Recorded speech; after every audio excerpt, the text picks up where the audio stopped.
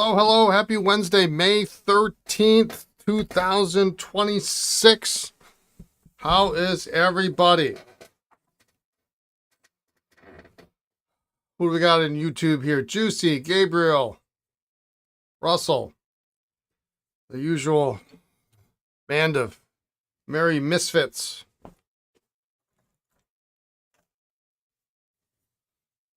Welcome. 2:05. All right, we're coming along today. Let's see what's in the news today. I got nothing. It's a busy morning. Lots of orders to ship out, and took care of that.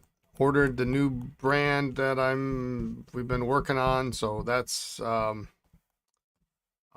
hopefully coming along. We'll see how long that takes to process, but it's been nonstop since 7:45 this morning. In fact, I was almost like I've got work to do, but I got to stream. I got to repair these pens, and I got another tray of pens that I'm going to bring over if I finish these. So, got to have repair time. So, anyway, let's see. Anybody over here on the Twitch side? There's nobody on Twitch. Not a single person. All right. Well, that's why we do it on both sides. Let's take a look at what we got today. Excuse me. I had a little problem with my mic. Glenn, there you are. I knew someone was there. Had to have been. Let's see. I'm looking on my desk. I'm missing a part. Figure that out later. All right, here's what we got today. We're going to try this guy. At balance, we should be able to test that. Should be good to go. Fingers crossed. Get that out of here. The Sentry still won't open up. So we're going to soak it again. I'll try heating it first today and see what we get. If not, we'll try soaking it. We're going to come back to this lovely tray. Well, we can actually test this pen. That'll be really good. Test this, get this going. I want to test this 75 again. We'll see how that writes. And if that's good, we can remove that from the equation. I've got the first year 51 Cordovan desk pen is soaking. Has been overnight. Of course, I couldn't get the filling unit out, so just another day, as we say here. We got a couple touchdowns and snorkels. Maybe we can get those together. This guy was problematic. That was this one here. This one should be no problem. This one we can put together. So we got a lot cooking. And then I have some easy pens. Easy. That we're going to work on. That are primarily cartridge. That they all need a little more than just the basic TLC. So we'll see. Actually, you know what? Let's... I really hope this thing I have had for a long time. In the really needs to work file. Well, that's a good sign that it started up right away.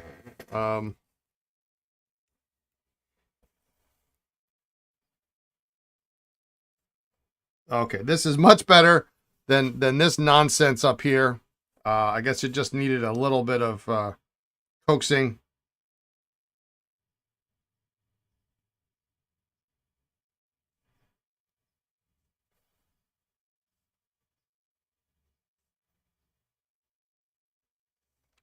Yeah, that's going to be fine. This, if it wouldn't be for this lacquer problem, this would be a really super great pen.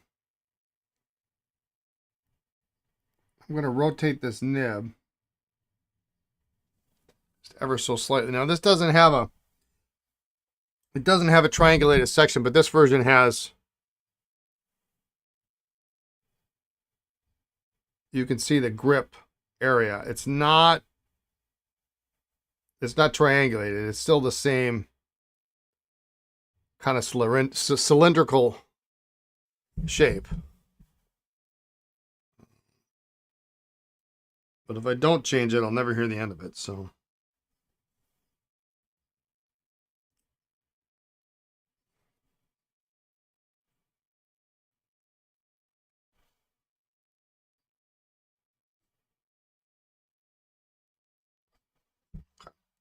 I would say that's good to go. That's an easy way to start the day. Start with the win. I'm literally just going to dump this ink in my garbage can here.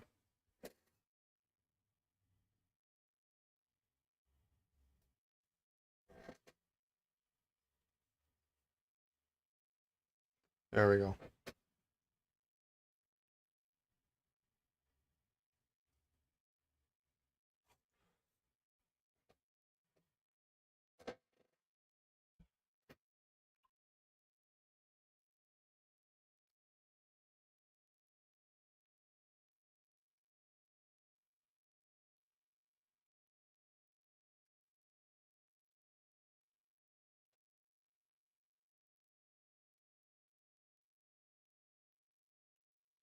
It's some of that. It's just Waterman, probably Mysterious Blue is what it looks like.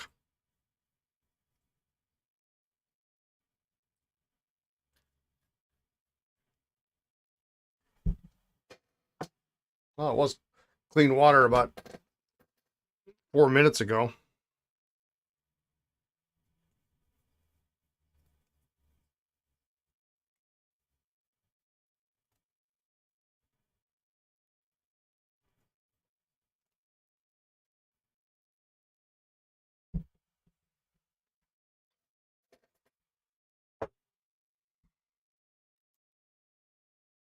Make a good user pen for somebody.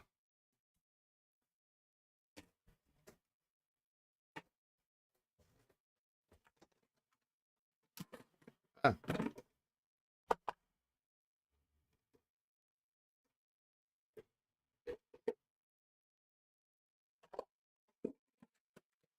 This one's been sitting around here since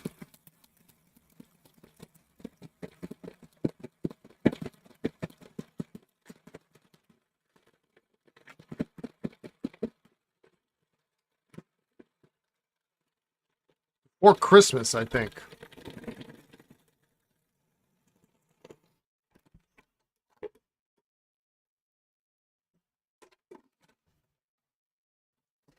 And sometimes that's how it goes, right? You get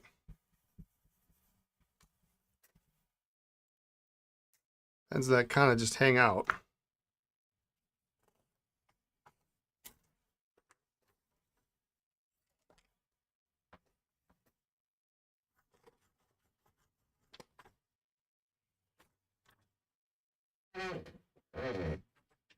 Oops. Missed the garbage can. All right. We got, let's see, 2 pens we can assemble. We'll do those first. Ink those up. We'll start with this.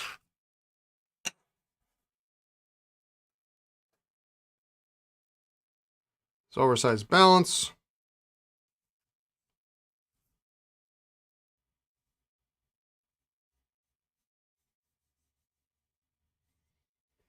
I'm hoping this goes okay because this particular person had a they ordered some supplies from me yesterday, so it would be nice to send the pen back with the rest of the supplies.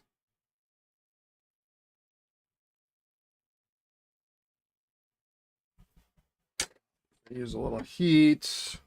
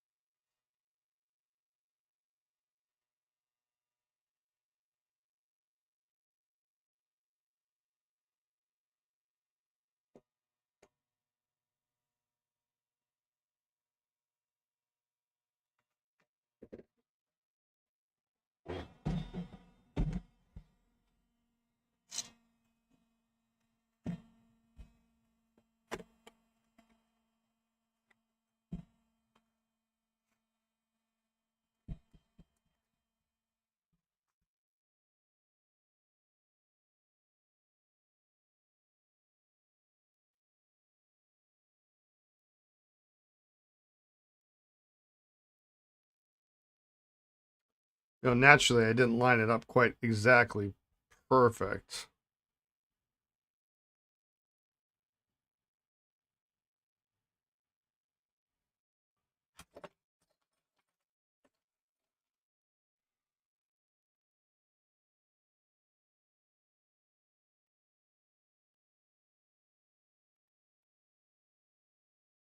Well, I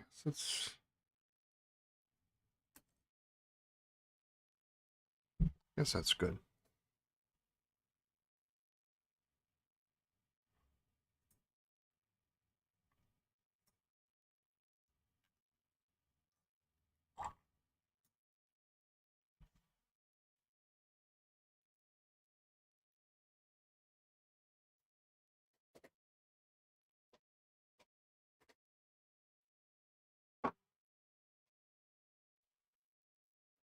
Well, the oversized balance is really such a nice size in the hand. This looks like it's gonna. I'm nervous on this one because it looks like it's extra fine. And those can go they can go two ways. They can go really nice, or they can be like not the most pleasant experience in the world.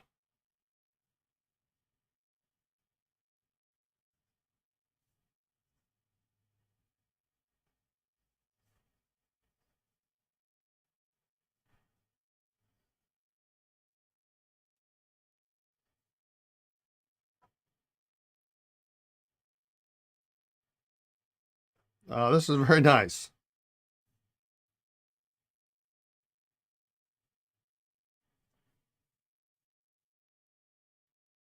Why is green such a common color for vintage pens? Traditional or something technical?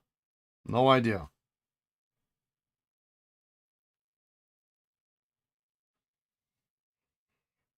All started with Sheaffer. All started with Sheaffer, and then everybody copied that. Well, it's a really nice extra fine.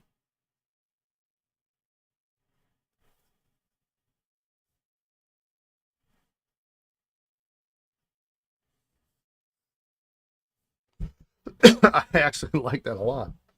It's very nice.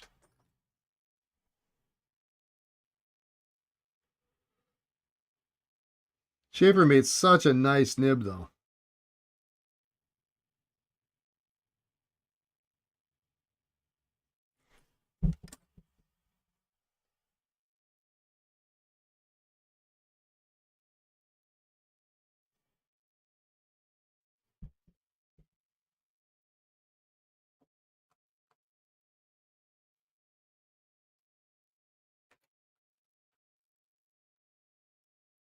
You saw vintage on eBay for really cheap, then you noticed there was no nib.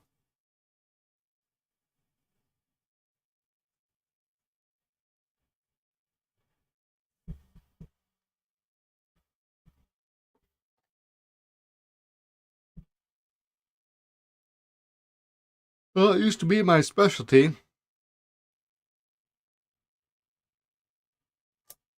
No nib, Brian.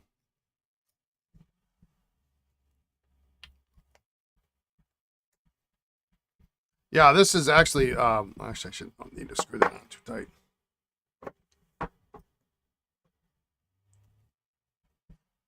You're seeing entire job lots without nibs. What people need to understand, and they're missing the point, and it's probably mostly non-pen people, but pen people too, is that pens are inherently worth more than their actual gold value, unless the nib is damaged. But people who are taking vintage pens and pulling the gold nibs, and in some cases incredibly viciously, are really shortchanging themselves because the pens are worth more than the actual gold.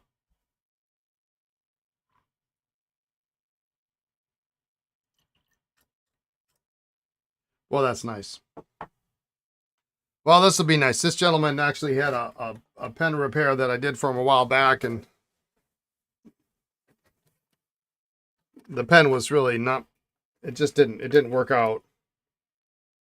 I felt bad for him, but I didn't say I didn't make the pen. This one writes lovely.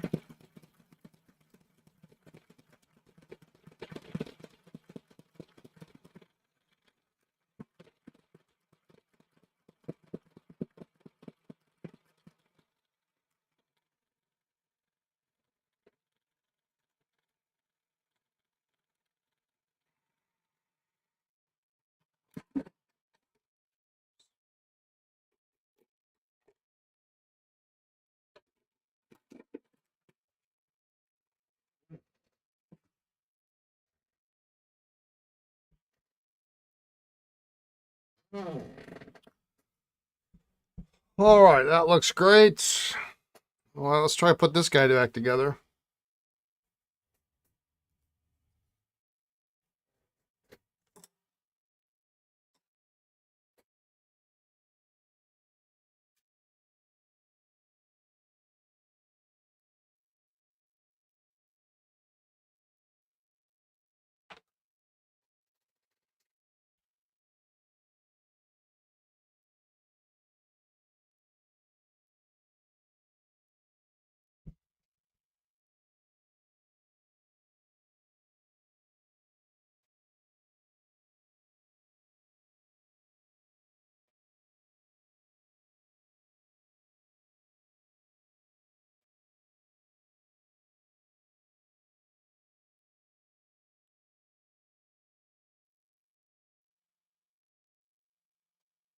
Well, this pen's a pain in the...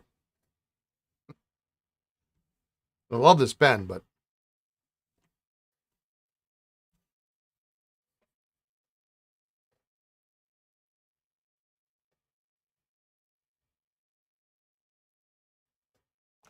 I really don't think that's...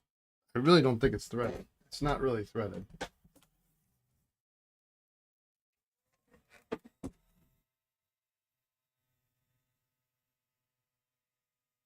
I think it was just stuck on there before.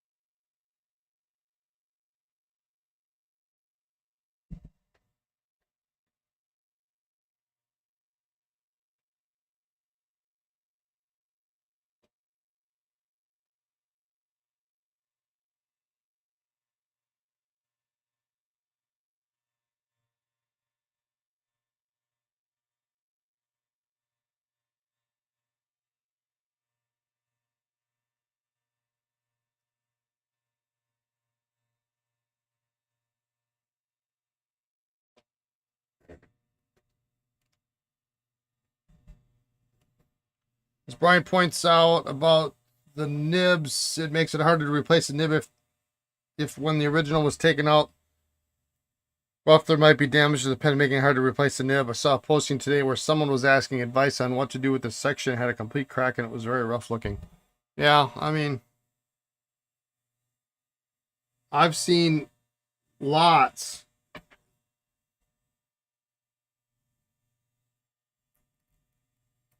of pens where you could see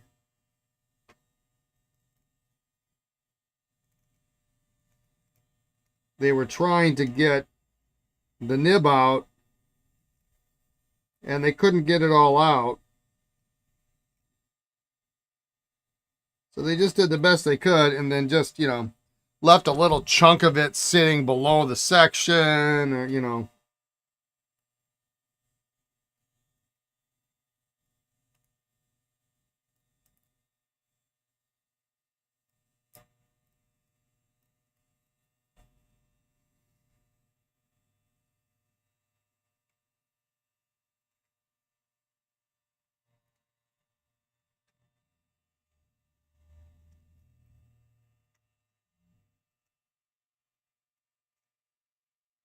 I was doing more reading last night on some 19 teens through about 1921 Parker catalogs. And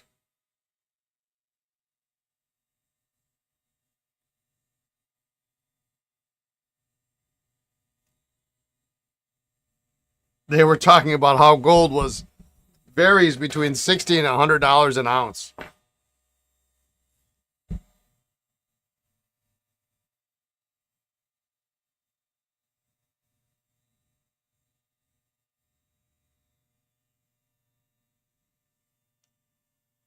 Can you imagine?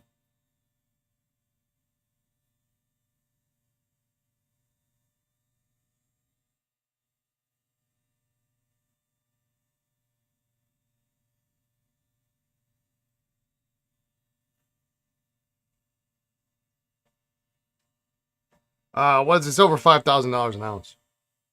I don't know what today's spot price is. Um,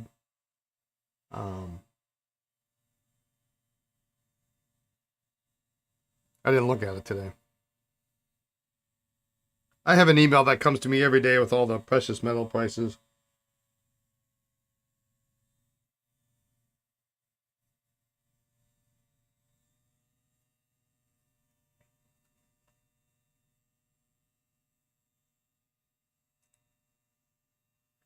Boy, maybe David was right. I should just put a PVC sack in here and then forget about this, because if I ever get this thing closed, I certainly as heck don't want to get it open again.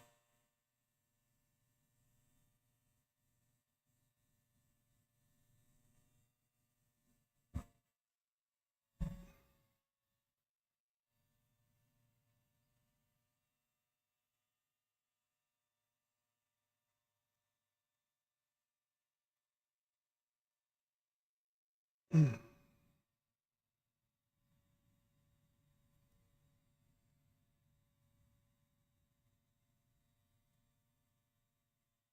Mm.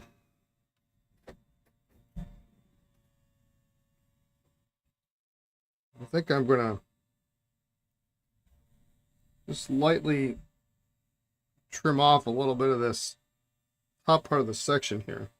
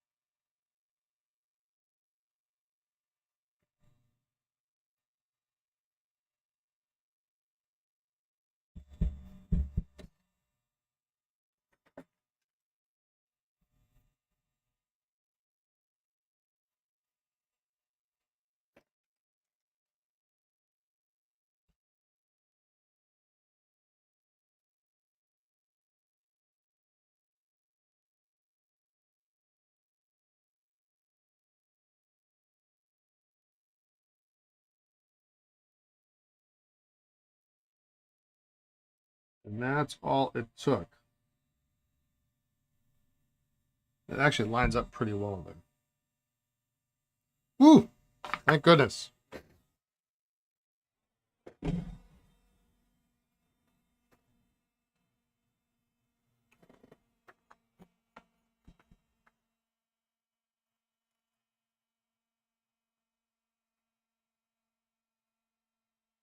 ordered a pen catalog today, the Giuliani Mazzuoli Industrial 365. You'll be the foremost authority in the U.S. after reading that. Yeah, you might be. They made some weird pens back in the day. That whole series of pens that look like taps and dies and things.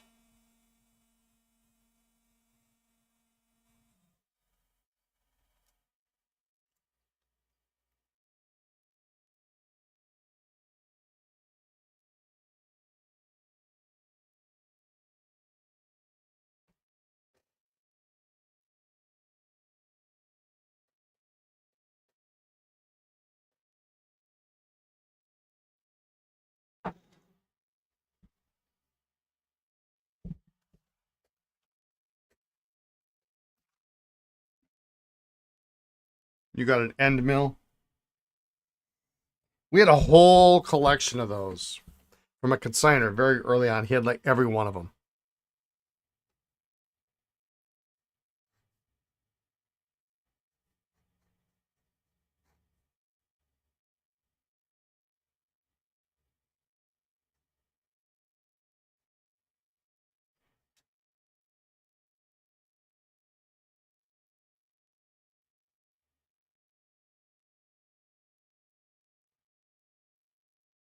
Yeah, weren't they like $300 or something? $250, $300 a piece?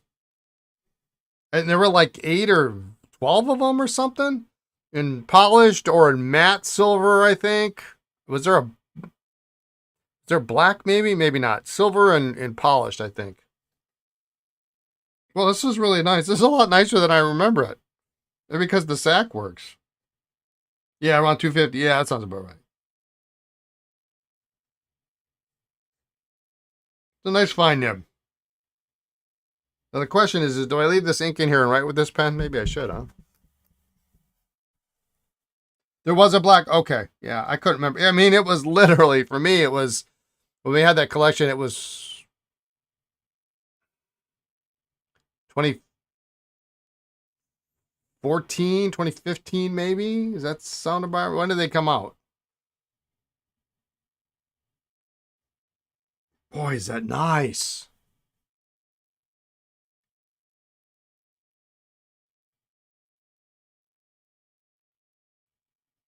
'10. Okay, yeah. So maybe it was like 2014 or so that we had that collection.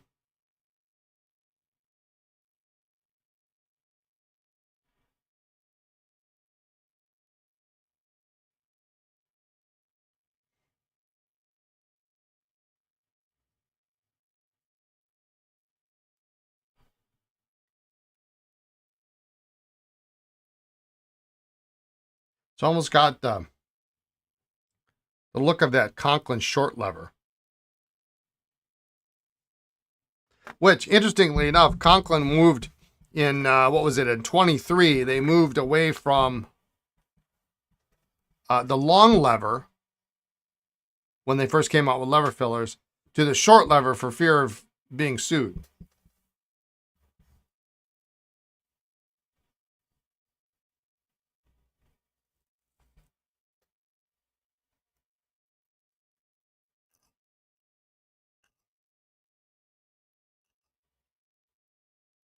I'm going to clean it up. My problem is I start too many pens and then I don't finish them. And then we run into this problem later. So,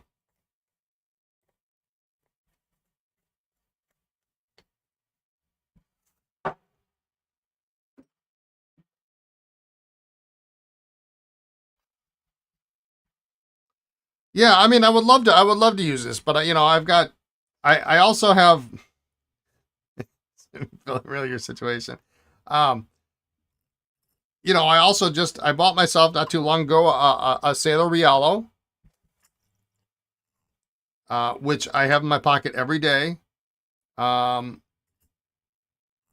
and it's the first, I would say it's not my first modern pen because I bought it, Twizy Obsidian, but it's my first more expensive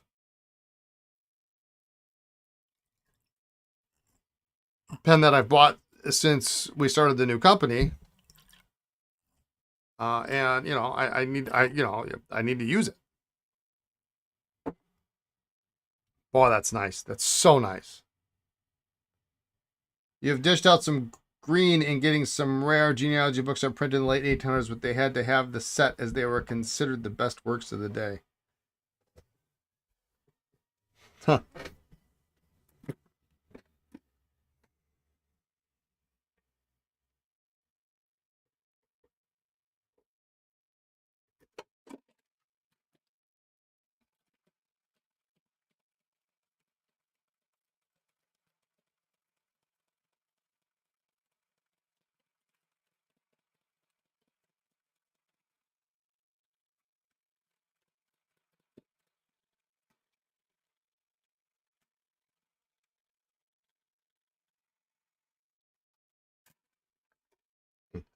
My brake is not functioning very well on this salad spinner.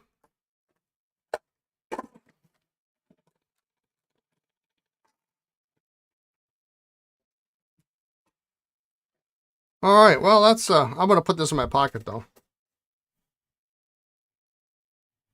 Such a good looking pen.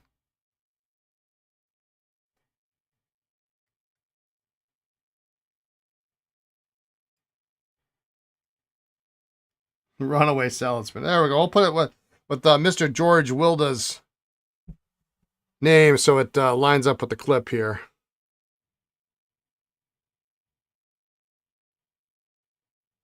I don't know who he was, but I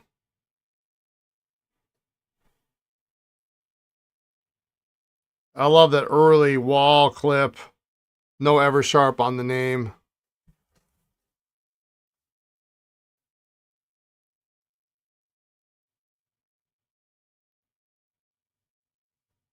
There we go.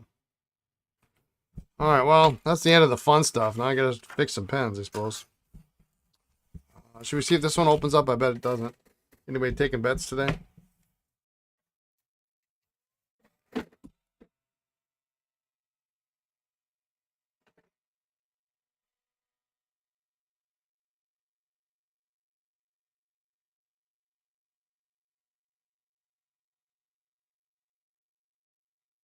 Funny thing is, I do see a gap.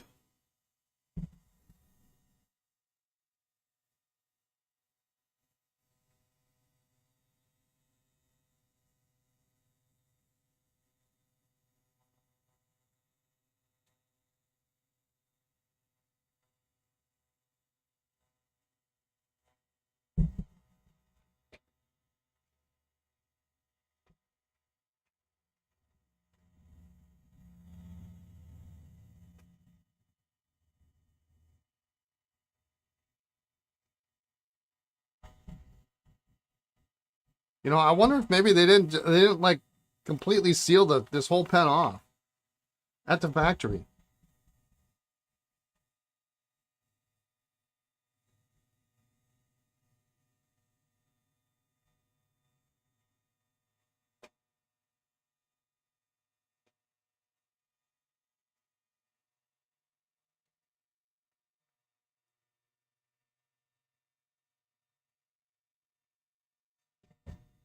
We're gonna let it soak again.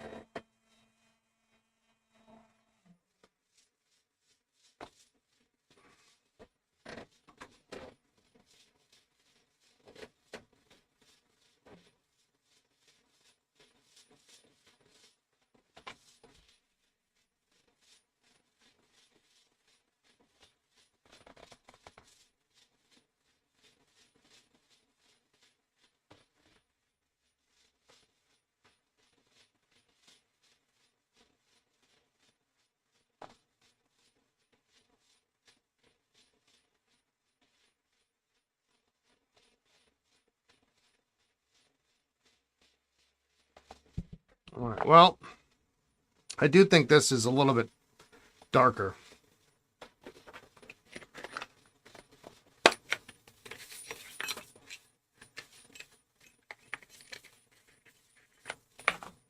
I'm gonna be smart about it. Take my ring off while I do that.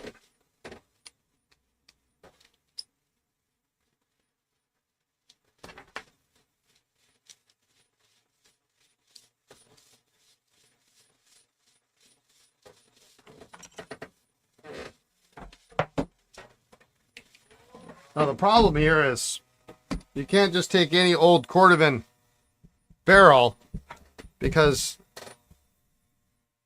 it has the blue diamond in the middle of the barrel. on the desk pen. Ooh.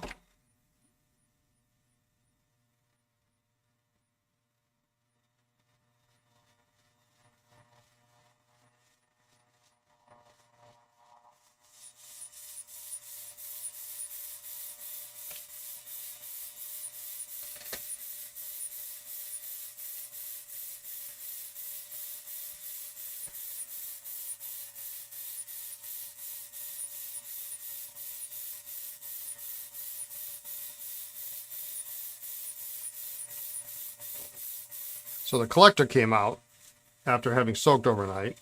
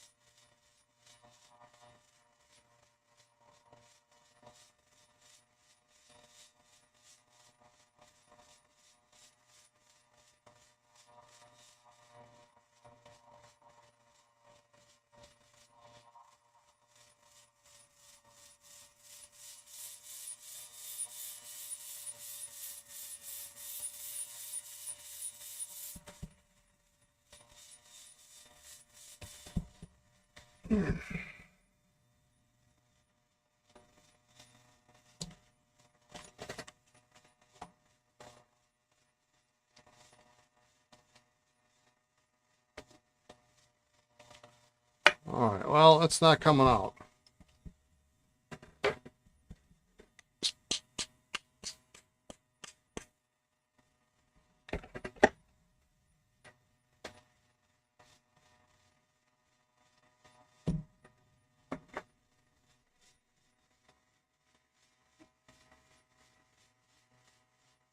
Yep, somebody put something in there.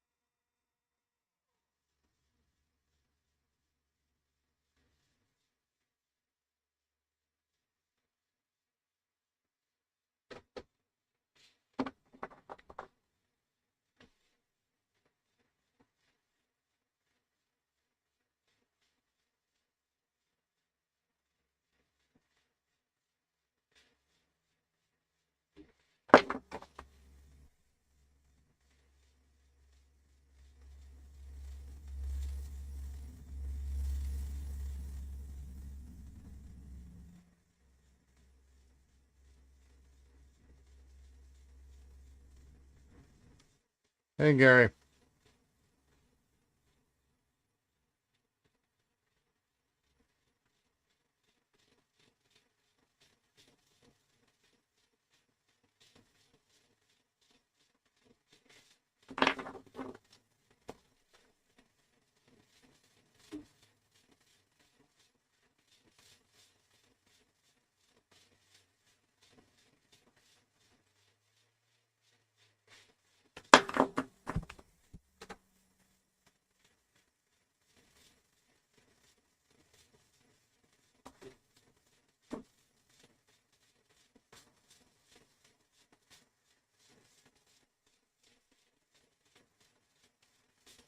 Colorado pen. They're related to Paradise, I believe.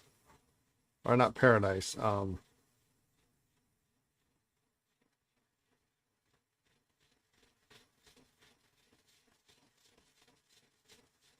maybe it is Paradise. They're an old company.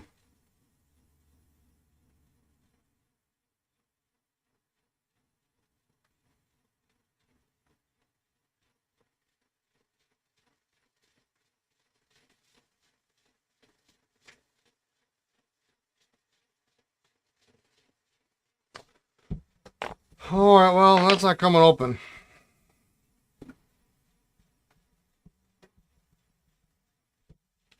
All right, let's I'm gonna start with these touchdowns.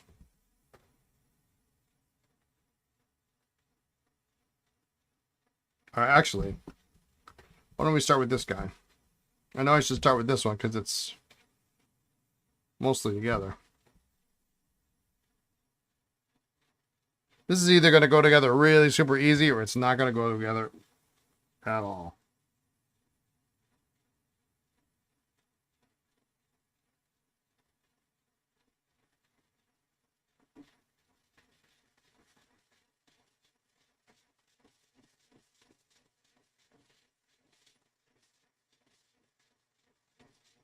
Okay.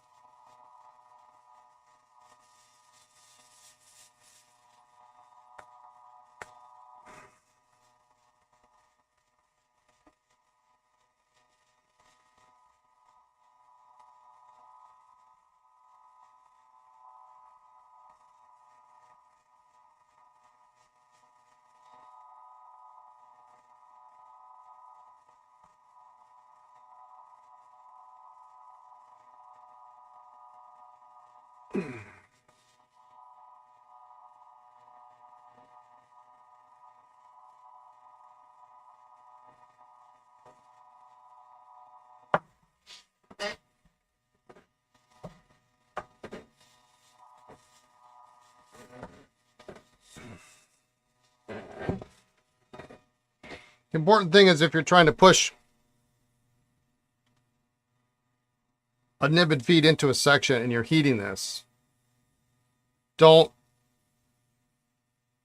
apply pressure to the bottom of the nipple. Like you can do it at the end of your bench. Because what will happen is that's the thinnest point that can get soft and it can get crushed.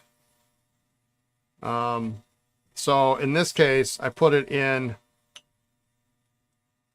my knockout block and I find a hole that rests on this middle step here, which is significantly thicker, and then I push on that.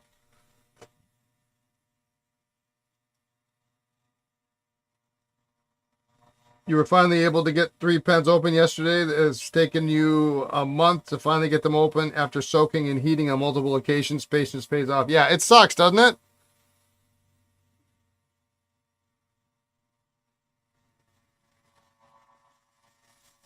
Like you want them to be open now.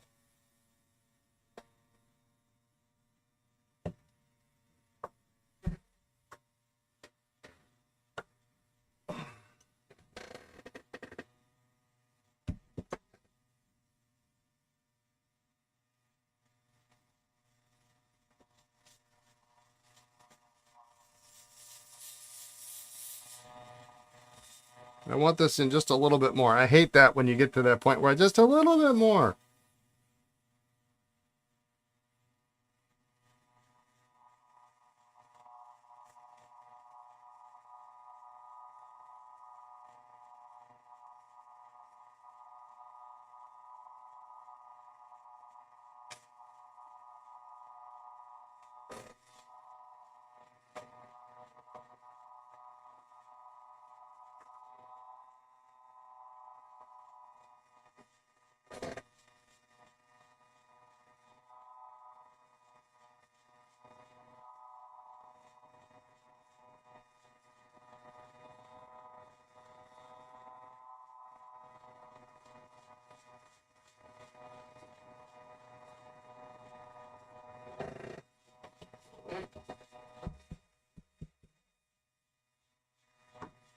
There we go.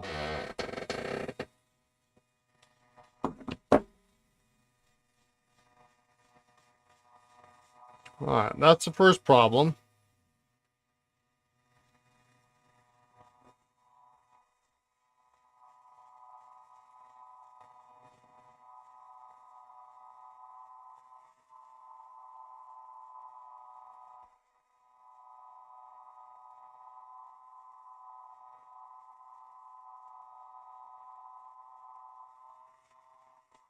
Now I need to heat set the feed.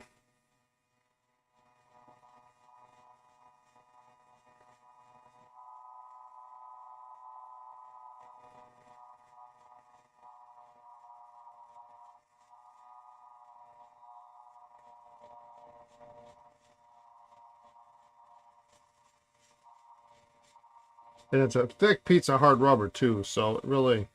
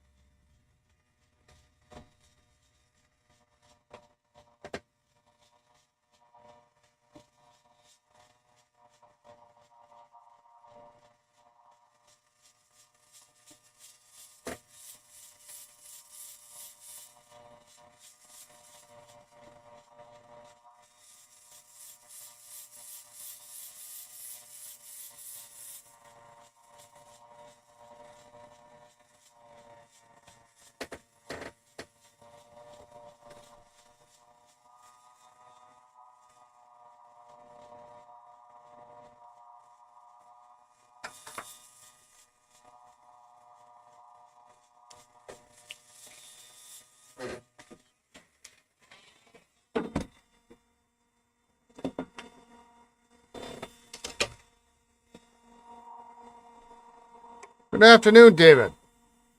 You looks like you've missed a lot of fun so far. I hope you're having a good day. Hey.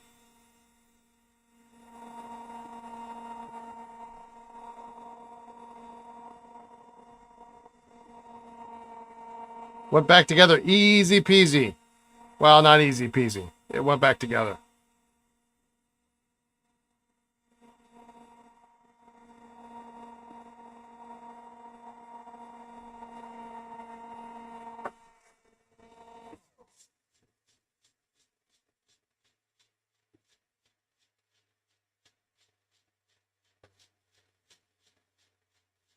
All right, so this looks good.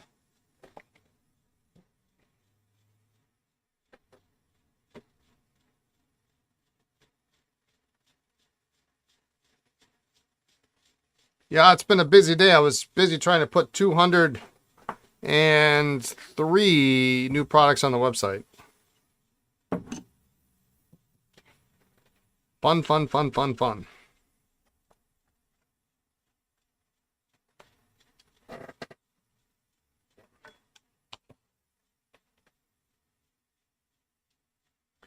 There's an interesting Todd Swan desk space on eBay today. That's a fair number of products. Yeah, I mean, it's, you know. Thankfully, it doesn't really take as long as it sounds. I mean, it takes a bit of time, but I basically got a template for it.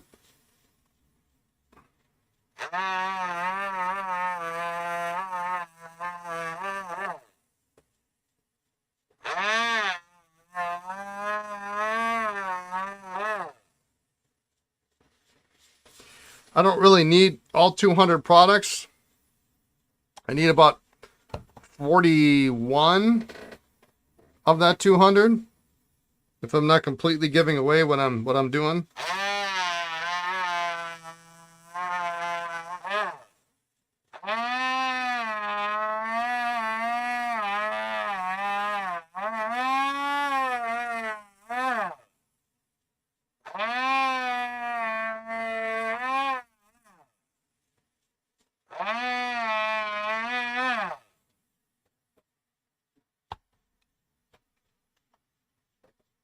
But as long as I'm doing some amounts, do the rest.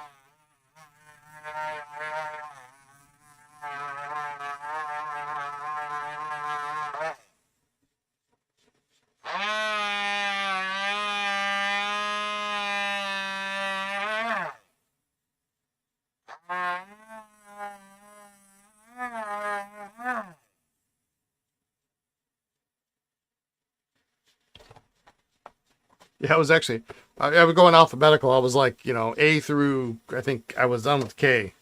They're like, it's like I got 5 minutes left before I got the stream.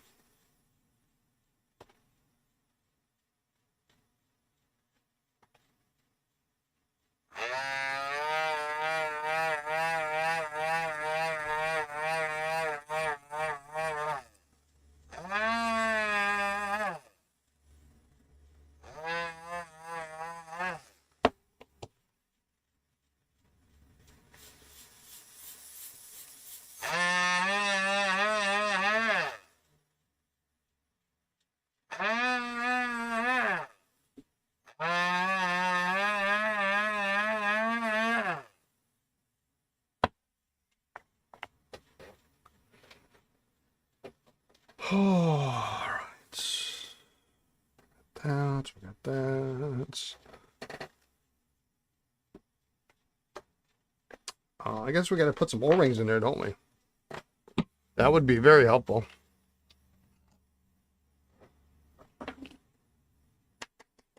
Yeah, not much time to play around with that new collection I bought today.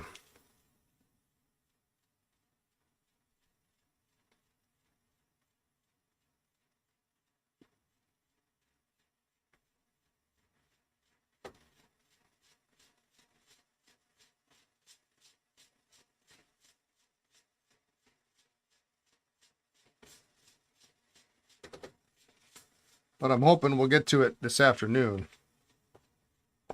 Once we finish up a couple of these.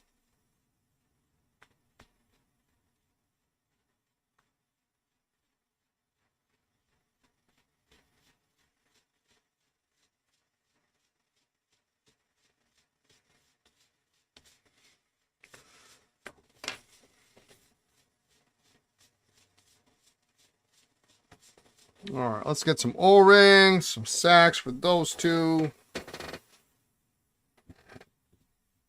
Well, let's get the O-rings.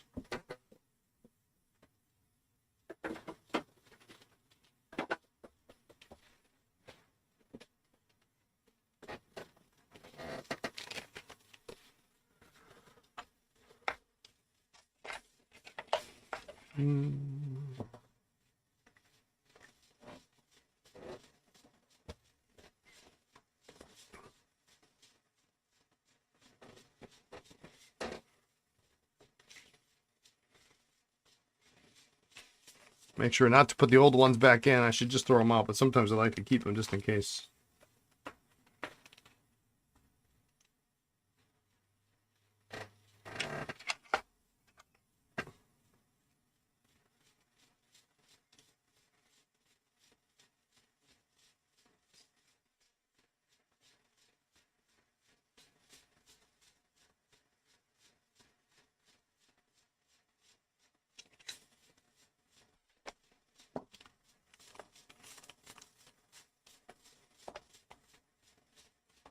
If you remove one, then it goes in the bin. Yeah,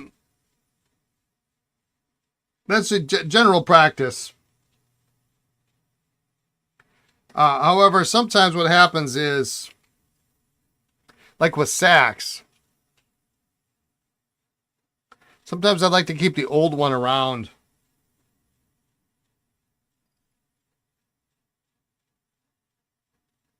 Until I get the new one out.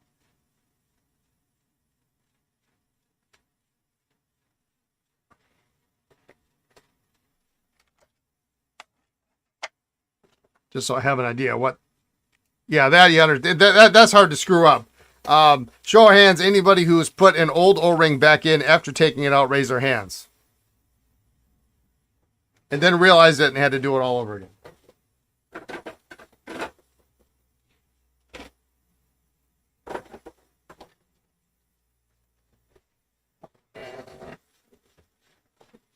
Not me, because they're in the trash first thing.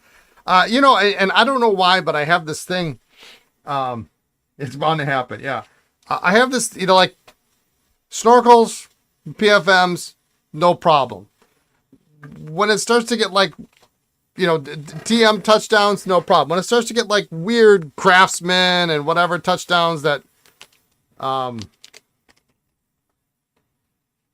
a little bit different, then I'm like, you know, because sometimes they take a large O-ring and sometimes they take a small, and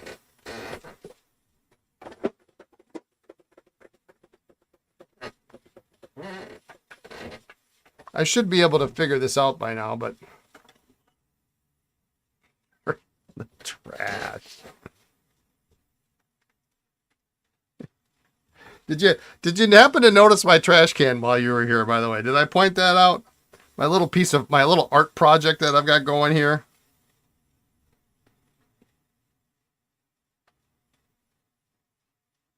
Am I missing a nib? I'm missing a nib. Where the hell is the nib for this pen?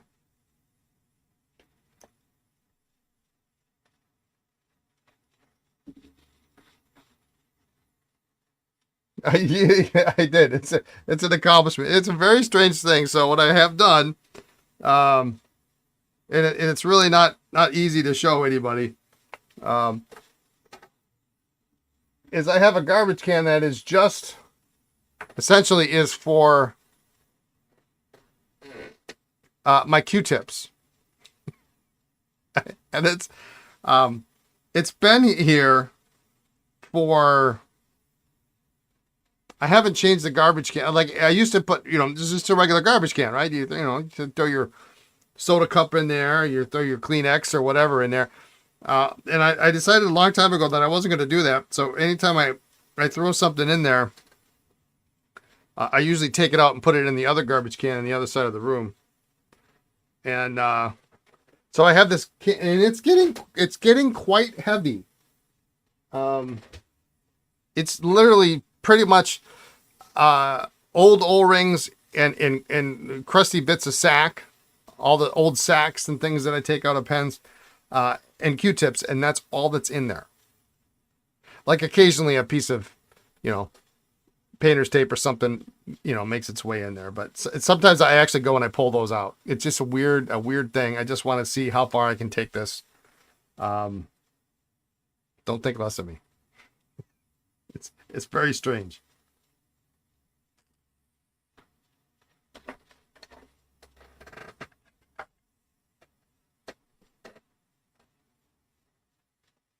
All right.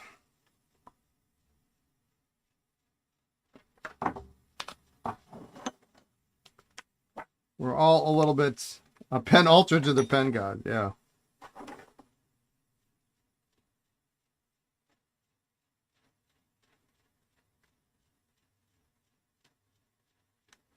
Oh, now don't get me wrong, Gabriel. I'm not keeping these O-rings. Yeah, I do keep old sacks if they're marked. I find those interesting and historically significant. But I keep the O-ring out until I've actually matched it up. If for whatever reason I don't get, I mean, there's only two options. It's a large O-ring or it's a small O-ring. So,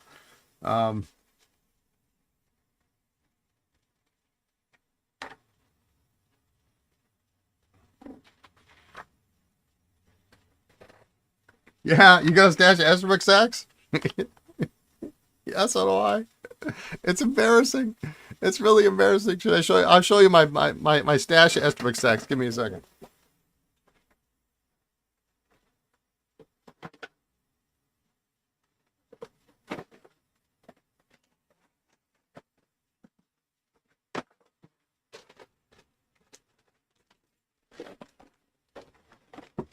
This,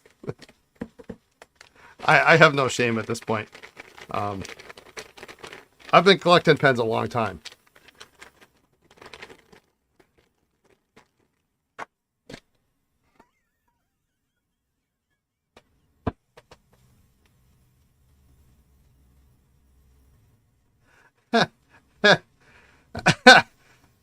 Yeah, these are all my Esterbrook marked sacks. Just a few. Yeah, I used to have them in multiple places, and finally, I think I finally sorted that mess out, and I put them all in this bag. Now they're getting a little bit too big for this bag, but you know. Did they make sacks in-house? No, they were a pen sack company. You know, the first version. It is a unique collection. Isn't that something? I mean, you know, if you're interested in some, maybe we can trade for something when I come down to visit next month. I can bring a couple. You know, how many do you want? 5, 10, 20?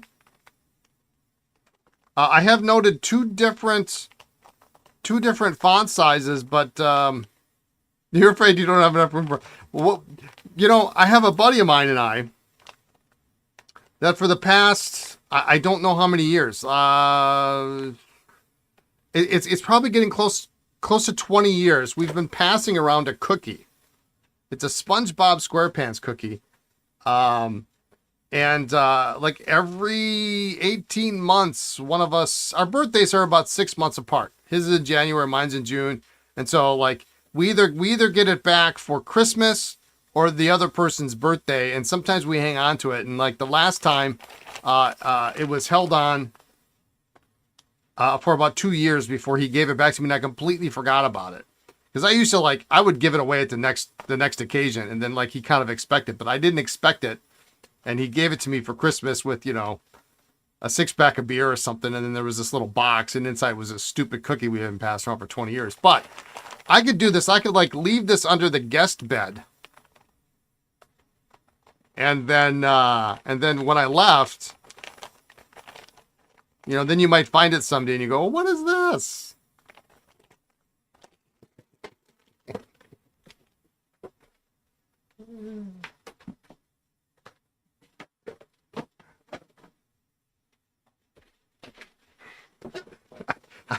I have been collecting those for a long time.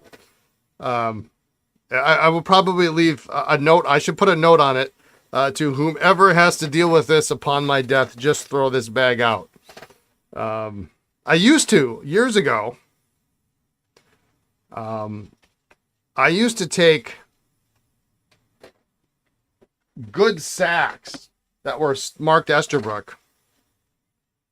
And when I was restoring old Esterbrooks in my collection, I would put a marked sack in them. You know, ones I wasn't planning on using or whatever. You fear your precious collection might not be safe here. Yeah, I would never get it back.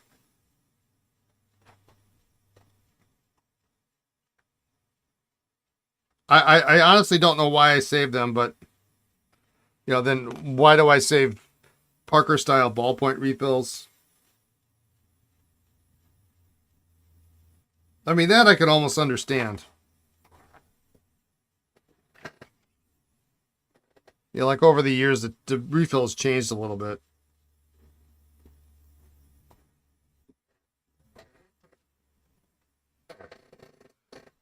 Fun fact, the specs are slightly different for the snorkel and TM touchdown O-rings, at least according to the factory, but they fall within each other's tolerances. For some reason, though, Sheaffer had two different sets of specs. Huh. The TM touchdown was bigger, I'm guessing? What does my therapist think of this behavior? Silly Gary. You think I actually admit that to my therapist? I don't think so.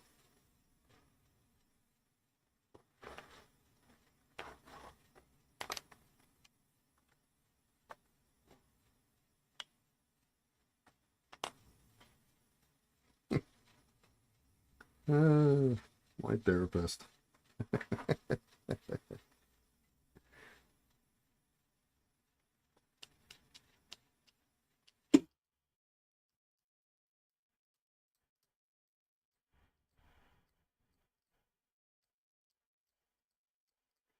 There's a lot of weird stuff around here, that's for sure.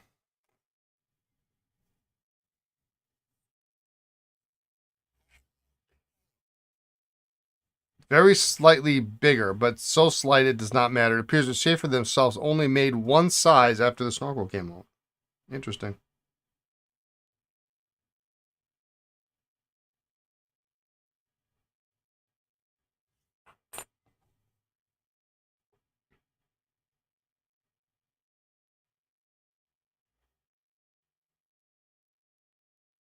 Is the barrel diameter just slightly larger? Probably.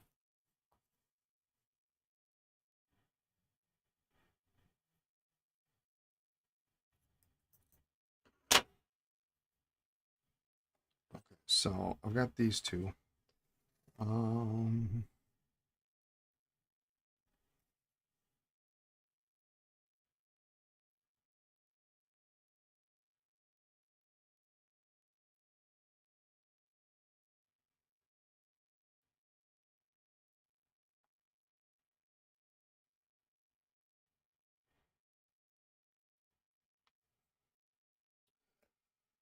Let's get a sack for this. I'm gonna at least put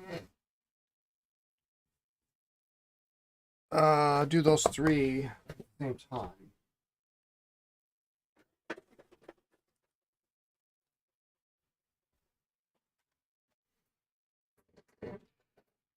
Seemed like I needed a random and useless fact today. Yes, yes.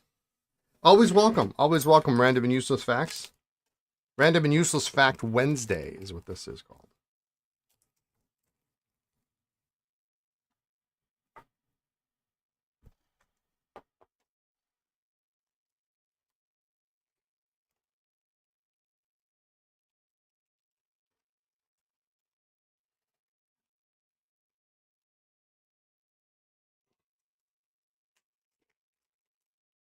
My therapist is another bank collector. I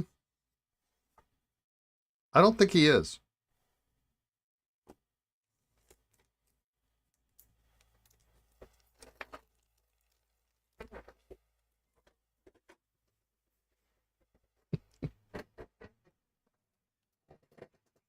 Matthew, if you're watching, I'm really okay. I'm really okay.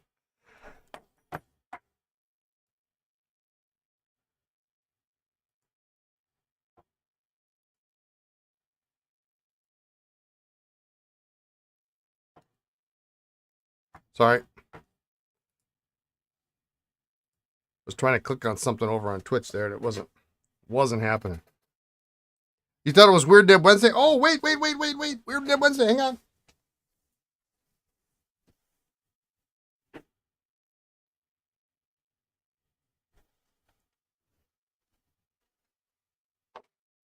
I got you.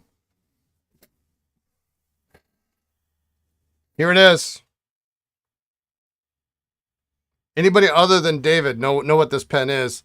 50 serious bragging points, and I won't show you the clip.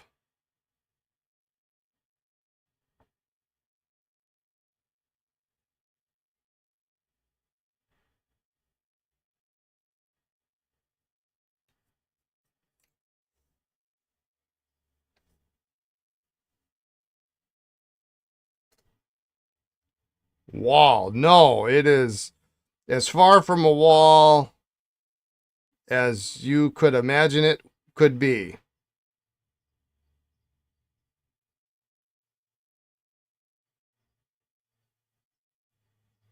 I won't show you the imprint on the...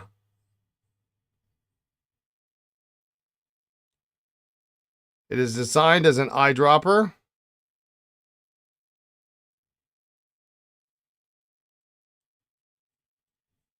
It is a gold-plated steel nib. And no one's going to get this, so I'm not going to expect you to get this. It's even neater on camera. Yeah. What is it? Is it Pierre? P for Pierre, I think it was. Pierre Bagnall and Company.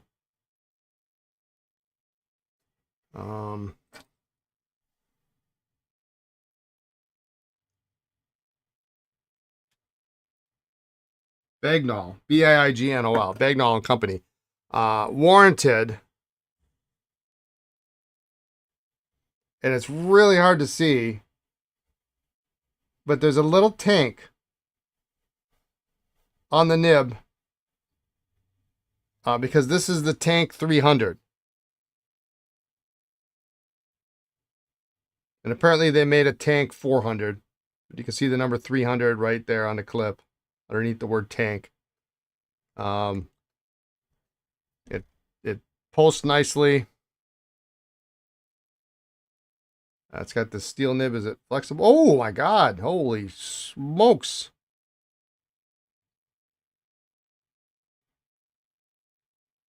Yeah, that's got some softness to it. I hope that it's coming with you to visit. I was wondering how long that was going to take.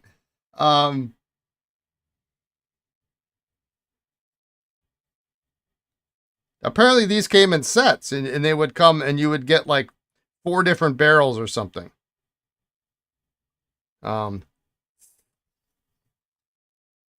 It absolutely can come with me. I shall put it on. I have a list already started. But it's a full-size pen. I mean, it's, it's maybe not as big as the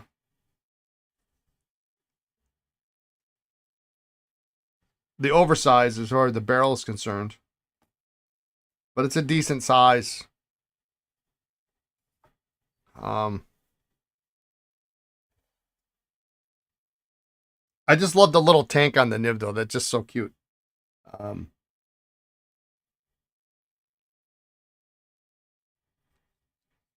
I might flush it out. We'll see if.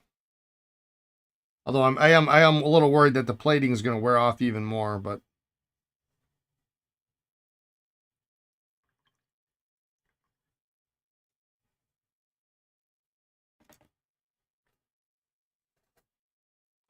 Let's see if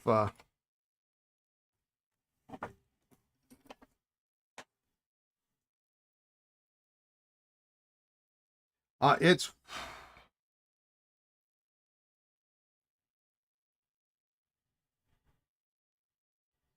there we go.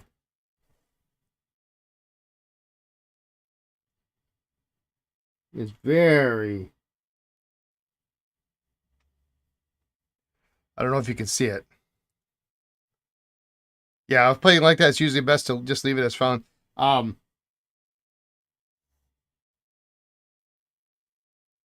It's flexible.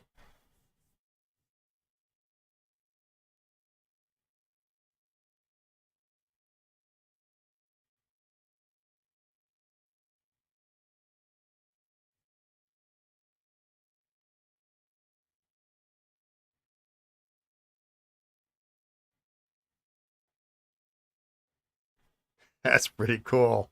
That's pretty neat. I don't know, man. This might be the. I'll bring it along. I tell you what, I'll bring it along. But it is such a weird pen. And with the nib like that, I bet if you filled it, it would probably be, as long as there's, because right now there's just a little bit of water in there.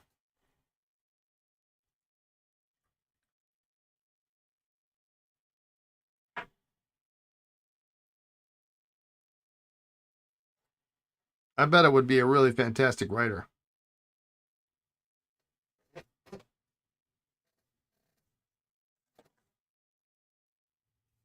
So anyway, Weird Nib Wednesday, the Pierre Bagnall and Company Tank 300.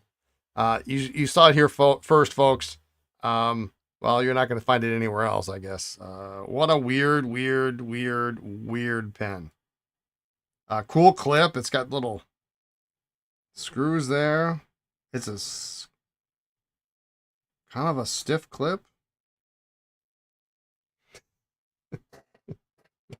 Anyway. All right, what were we doing? I don't remember.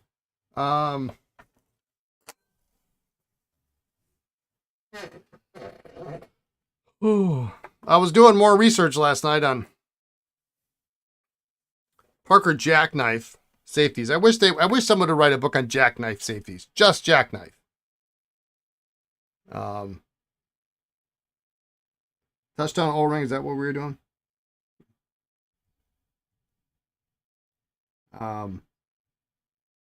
I did have a good chuckle. You know, and I'm sitting in bed and I'm reading, and you know, I try to relay these things to Lisa, but she doesn't find them nearly as amusing as I do.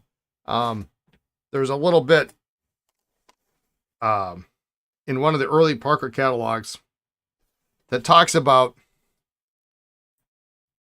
the jackknife, and it talks about latex sacks, soft rubber and hard rubber, and soft rubber is doesn't last as long as hard rubber, but if you have, and sacks last between a year and 5 years, is what Parker said. And when the sack goes bad on lever pens, then it gets everywhere. But it is virtually impossible. Maybe not the correct words they use, but they use it was a very strong statement. Virtually impossible for ink to leak from the jackknife, from the button filler. I'm sorry, self filler is what they called it, not button. And besides, when you get to the point where you need a new sack, you can just remove the filling system and just fill the pen as an eyedropper. Can you imagine? I mean, I know it was a thing. I know it. But every once in a while, you forget about things and you read it again later and you go, that's absurd, right? Who's just going to go, yeah, you know what? I'm pretty sure that this is just enough to seal off ink. There's no way it's getting out. I'll just put it in my pocket. I mean, okay. It's better than, you can't do that with a lever filler. That's for certain. Yeah. You didn't know that? Let me see if I can find it. I'll read it to you verbatim. It's insane is what it is. Whoops. Yeah, I knew that.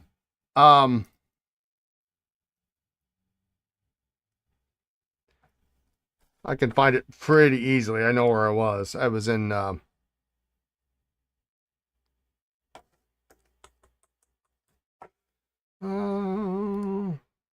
probably somewhere around 1921.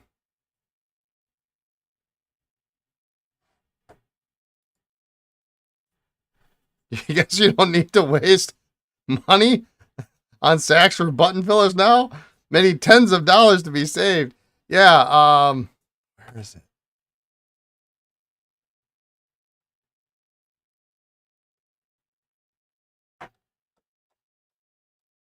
Give me just a minute here. I'm gonna.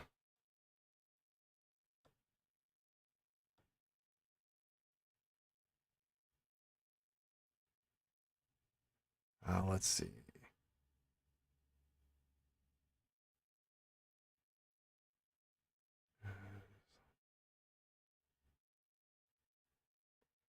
This wasn't the exact. Okay,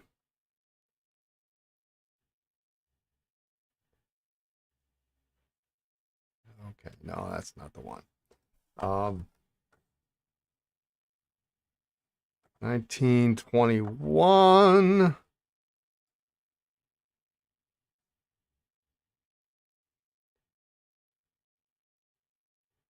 Their catalogs are just ridiculously long.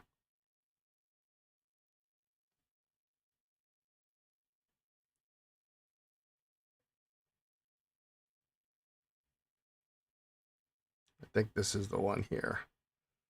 Gotta scroll past the display cabinets because it just makes me sad. Let's see. What not to do, how to clean the pen.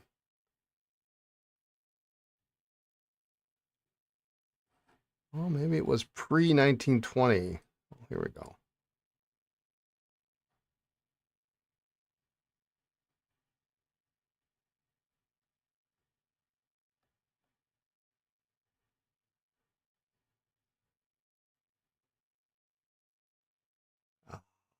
Okay, here we go. This is from 1920.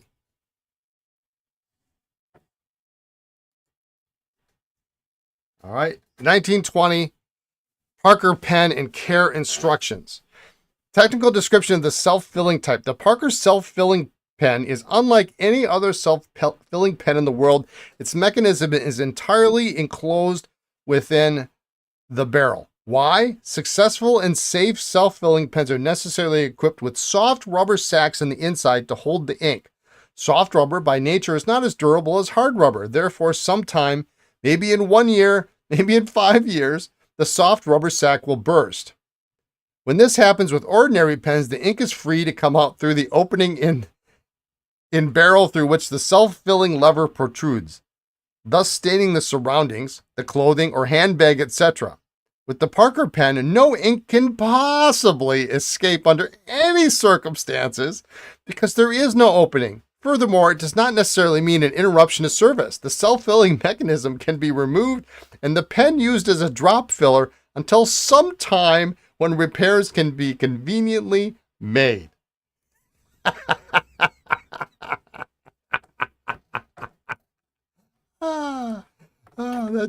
It just tickles me to no end to hear something like that. So next time the sack goes bad on your dual fold, screw it. Take out the button, take out the bar, take out the sack, screw that baby down, fill it with an eyedropper. You're good to go. I wonder how well that really actually works. Should we try that? I don't want to do it on this one. This one's kind of nice. But yeah. Run that through AI and see what it says. I don't know. I wonder if anybody's ever, like in the last 75 years has actually tried that. It might as not well bother to resack them ever again. Yeah. Restored? Yeah, you betcha.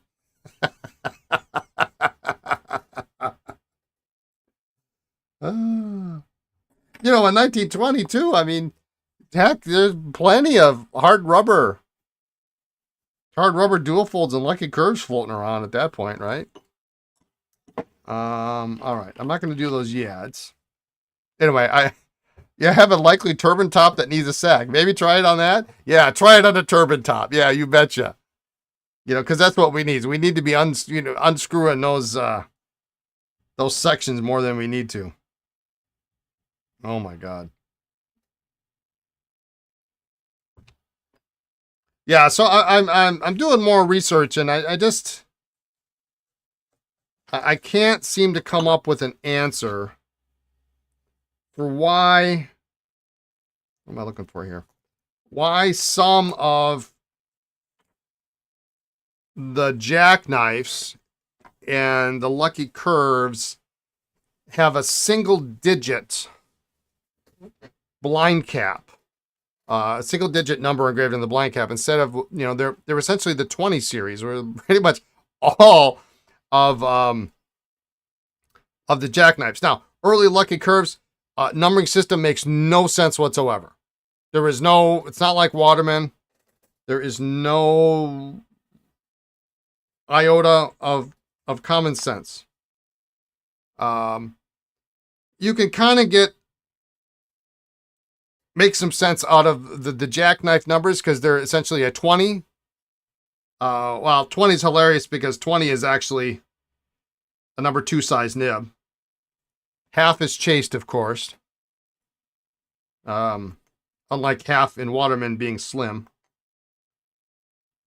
And then it goes from 20 to 23.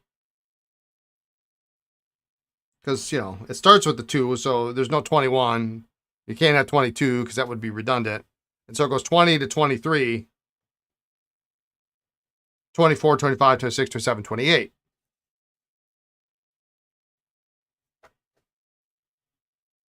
But sometimes you find pens with just a 4 or a 6.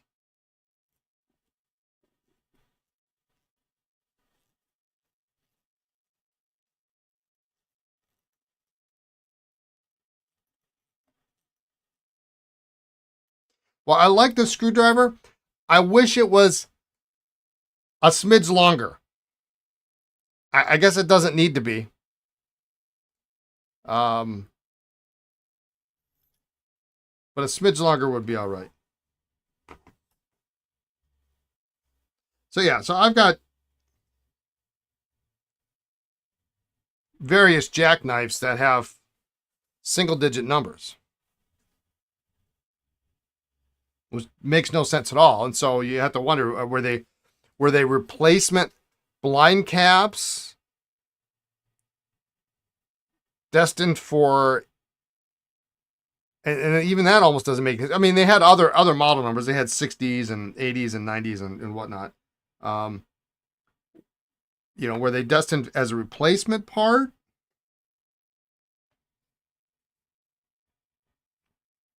And that's why you have them. But, half of the time, I mean, I guess it's super easy to lose that.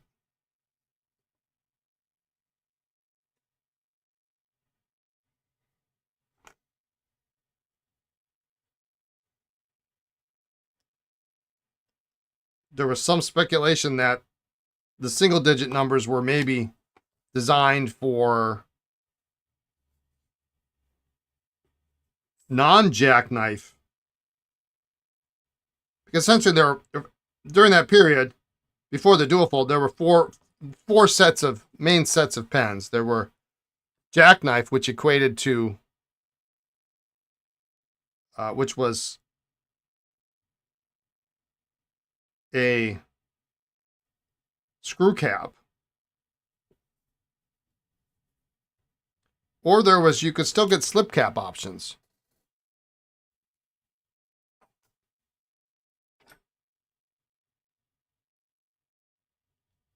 And then there was self-filling, so your button, or what they called the regular type. So you could get a jackknife cap on a eyedropper, or on a button filler, or you could get a slip cap on a eyedropper or a button filler. And obviously slip caps on button fillers are pretty scarce.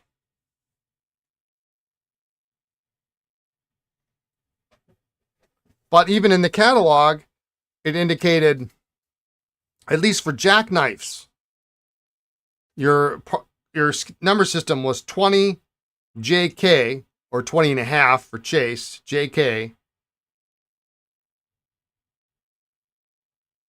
SF for self-filler. So the default was an eyedropper with the screw cap.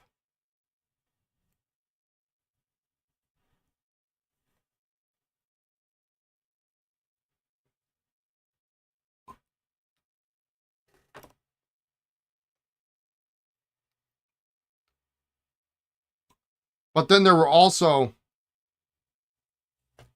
like 3 options. There were, bands on the cap, bands on the barrel, 2 bands on the cap, but they didn't have special, except for the Model 51, which was a clipless, let me get this right, clipless jackknife with a special band around the middle of the barrel for engraving purposes. So yes, Parker had 251s,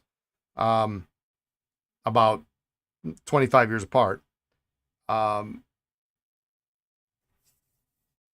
the most part, you could have a number 20 jackknife with 1, 2, 3 bands, and it was still a Model 20 JK SF for self-filler. Go figure that out.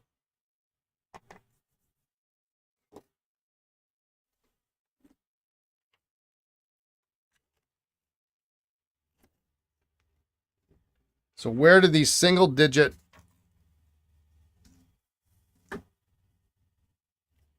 blind caps originate?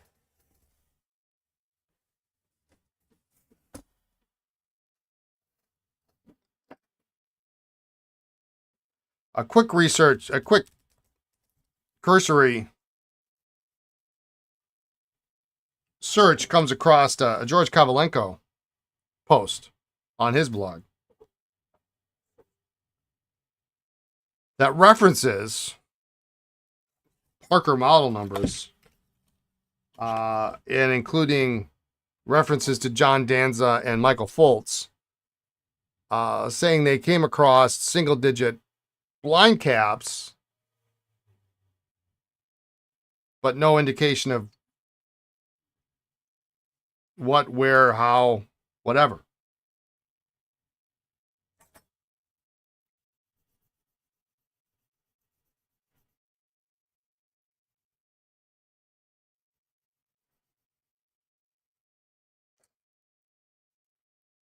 At least we know that, unlike pre-jackknife era, where there was a model number for any and everything, and it made no sense. I would love to. I mean, it was almost like George Parker had a little little wheel in his office, and he spun it from a number from 1 to 100. And said, 33, great, that's the next pen.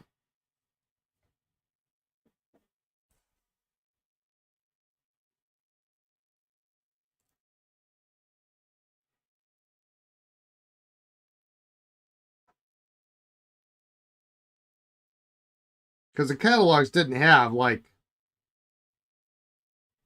Model 1, Model 2, next page, Model 3, Model 4.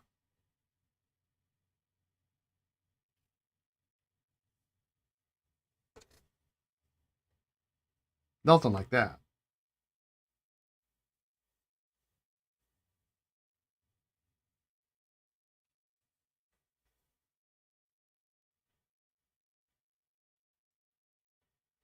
At least you can understand Waterman's system.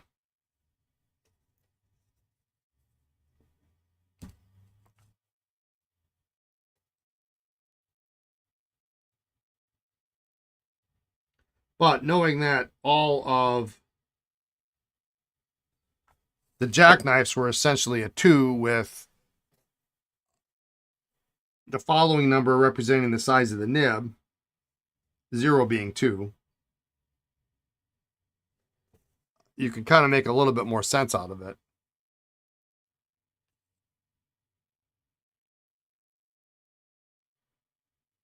Unless we can pinpoint that single digit numbers were maybe earlier, or maybe they were later, or maybe they were replacements.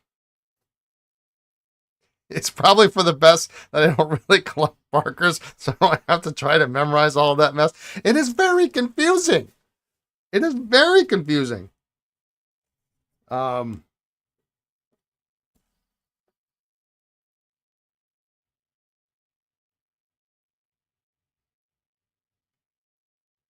I mean, it's bad enough trying to remember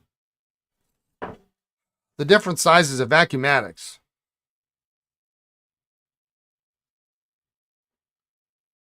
Well, my 28 years in the business now, and I'm still having problems with that.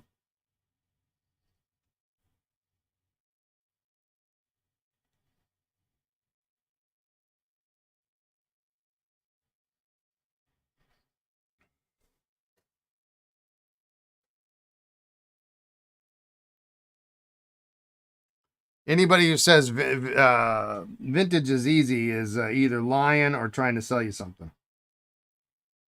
That's what I'm going with.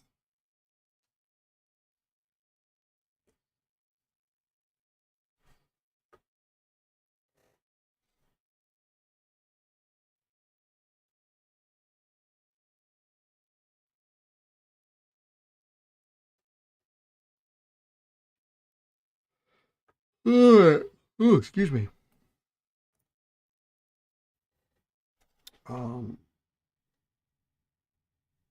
This actually looks like a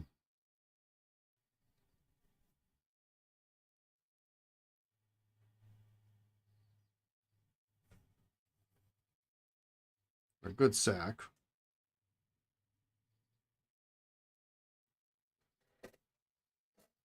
And sure, in 80 years, people will wonder the same about today's catalogs.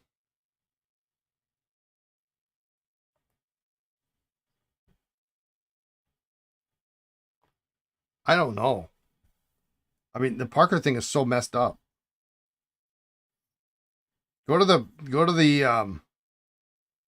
PCA library and look up like a pre. What would be a good one to look up?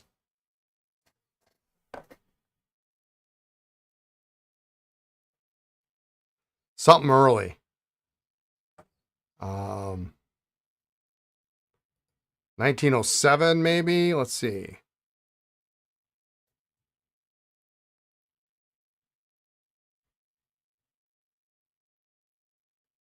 Well, I think I have one of these catalogs. Yeah.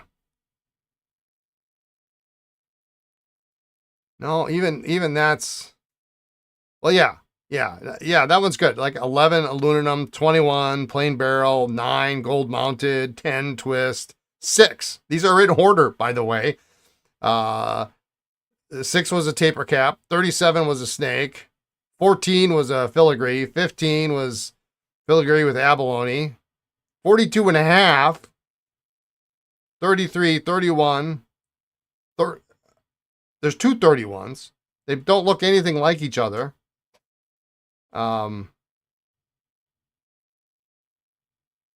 43, 35, 41. Did we just do 41? No. Then 40. But then 20 could also be the click filler. And those make sense. So then you got the 20, 23, 24, 25. Bookkeeper special, number 100. I don't know.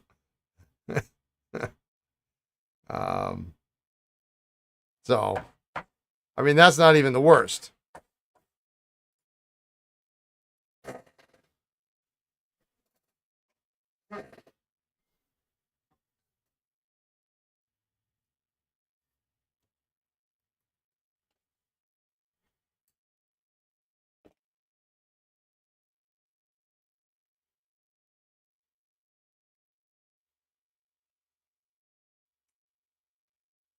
For all the innovations that George Parker brought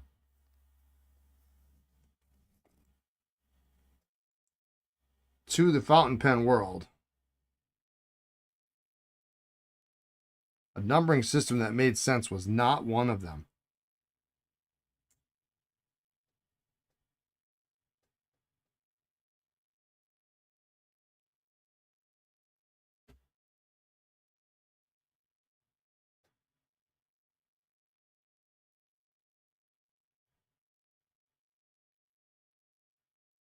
I can see it wouldn't fly, but I could see a Saturday Night Live style clip regarding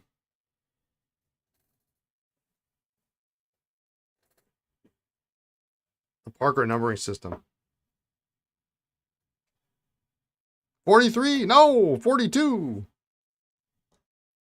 I don't know. Maybe that would only be funny to me. I don't know.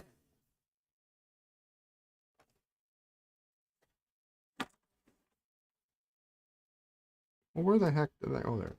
Of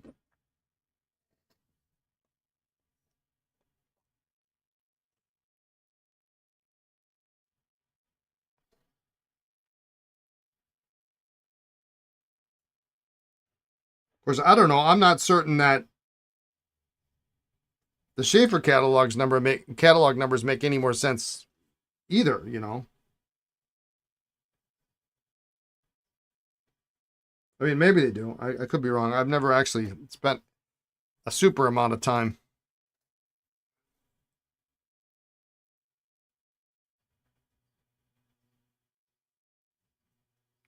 I just find it funny that for all of the different numbers they had pre-jackknife, you could order a Parker 23 in like, I don't know, 8 different configurations, and it was still a 23 on the order form.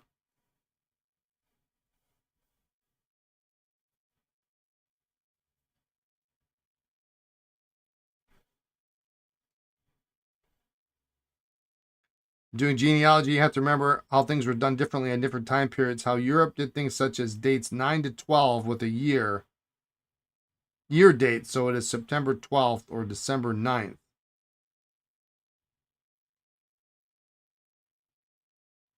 9 to 12 with the year date.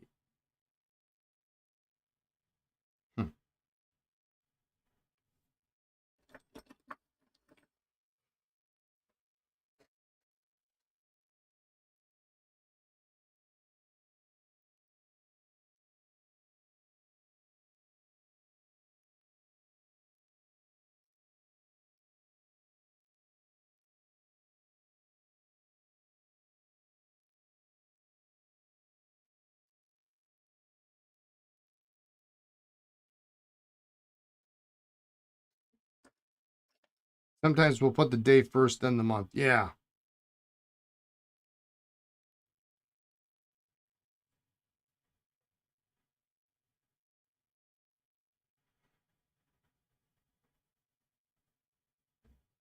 It makes sense when it gets past 13, but, you know, when it gets to 13, but.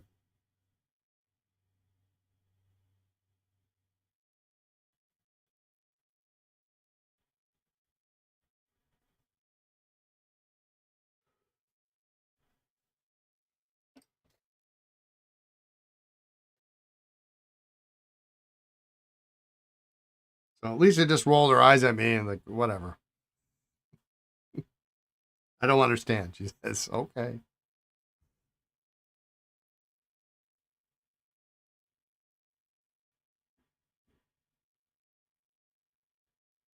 My fear is that if George Kavalenko couldn't figure it out, nobody can.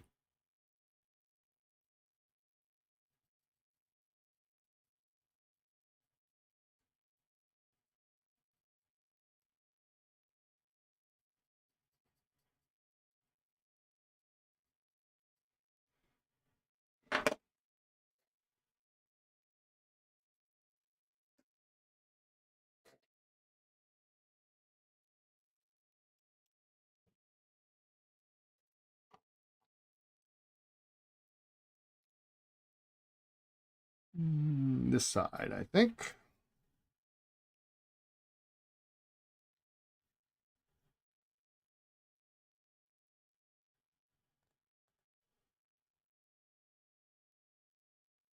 Oh, and then there were letters too. So let's not forget the letters. So it's 20 JK,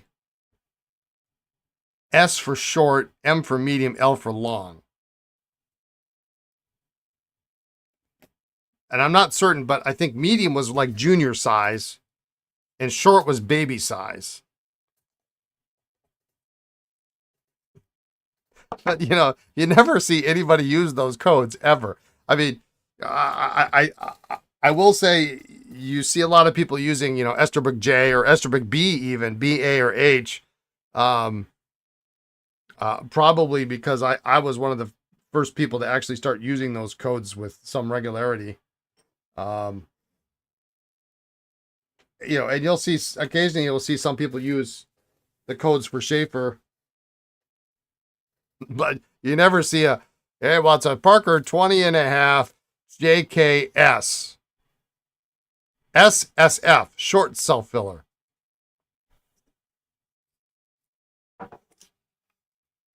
The other humorous part was they showed that button's not so great. Let's find another button. They mentioned Bakelite barrels. And they mentioned Bakelite. Now this is completely stupid. I think this was an error. But maybe not. I don't really know because there's not a whole lot of Bakelite barrels, at least I've seen. Bakelite barrels were available in both jackknife and slip caps, as well as regular type or self-filling type, but were only you could only see the ink level, of course, in the regular type. Were there actually Bakelite barrels with button fillers? In later iterations, they kind of eliminate the whole self filler part. I mean, yeah, you can get a slip cap or you can get a jackknife, a screw cap, but I'm gonna grab my parts bin.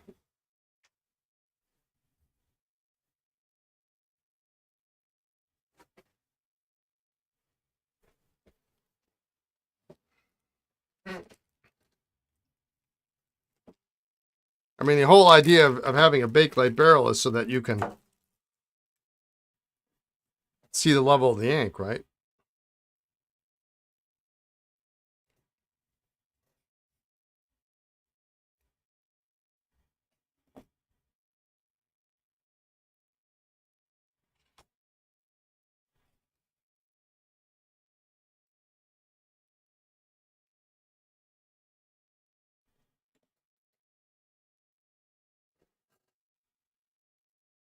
So weird stuff. Weird stuff when you start reading those catalogs.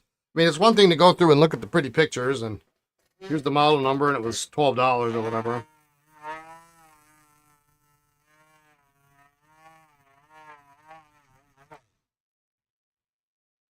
But when you read what they're actually saying, it's another thing, because they never show every single model, every single iteration.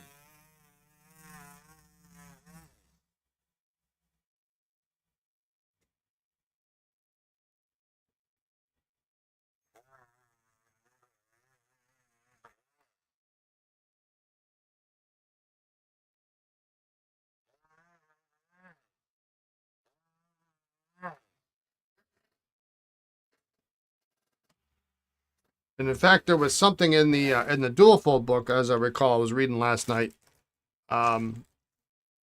where they mentioned the vast number of pens, and that it was over 400 different models.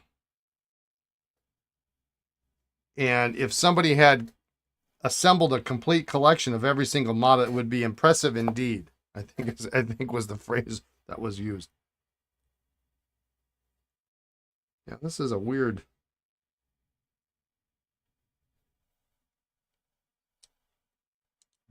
Just screw that on and make that go away.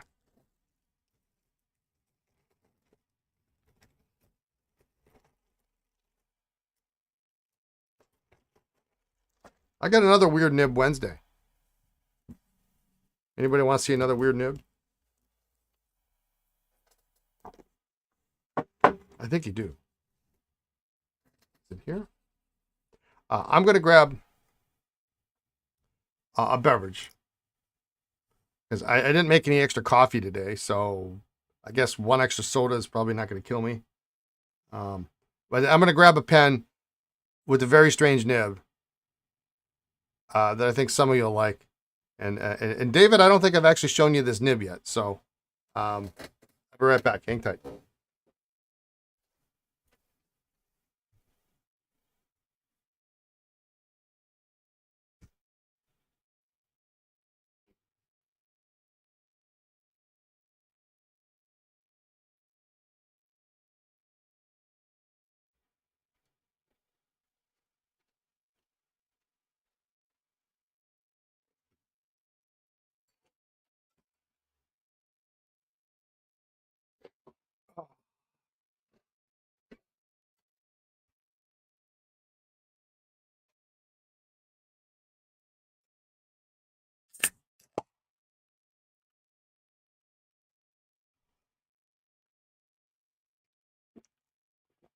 All right.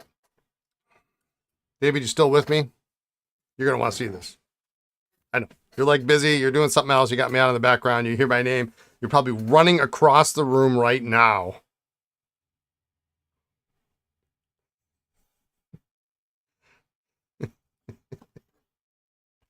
Let's try this. Let's try this Parker here.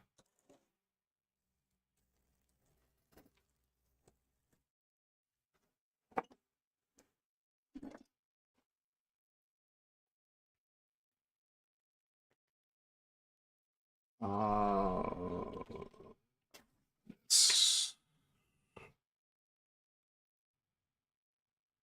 back at your laptop. Oh, okay. Well, all right. Just in time. You saved me from inking up a duofold. So, I think I talked to you about this pen.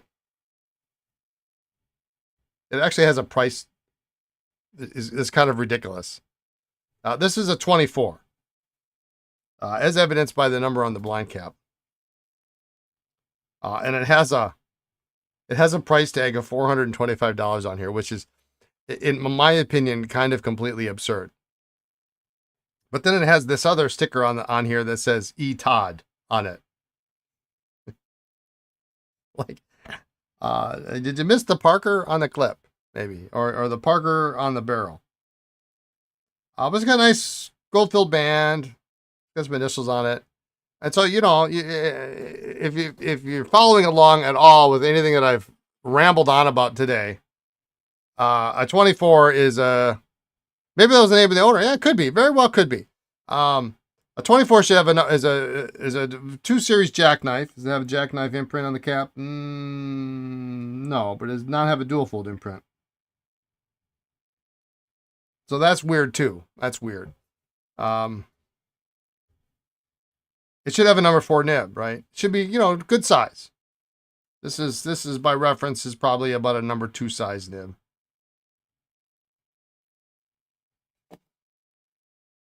You ready for this? Let's see. Here's the nib that's in the pen, right?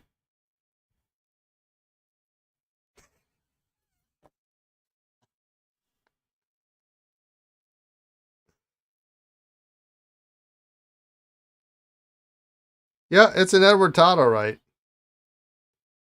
Edward Todd number 1. Dip pen nib. On a Parker, somehow on the same. You're impressed that it fit, yeah. It almost makes the feed look small, and I'm looking at it thinking, did they put a smaller size Lucky Curve feed in there? But I mean, it just looks goofy, doesn't it?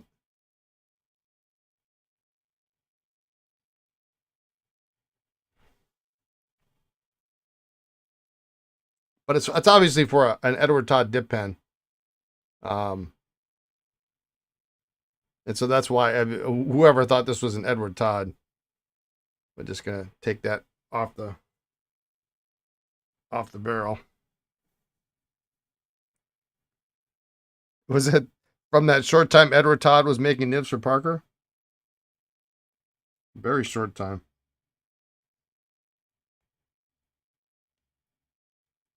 Oh, what a nightmare this is. People don't put stickers on your pens.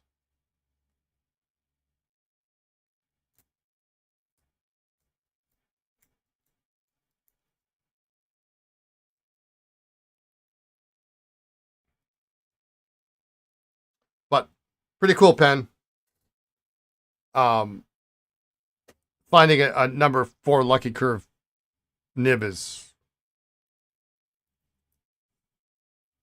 I mean, I wonder if it's even the right section.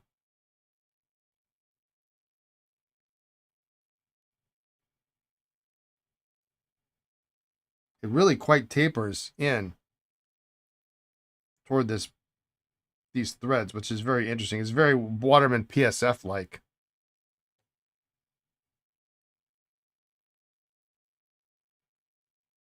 I wonder if that. Yeah, these plastic, they're evil. They're evil. Yeah. I wonder if this.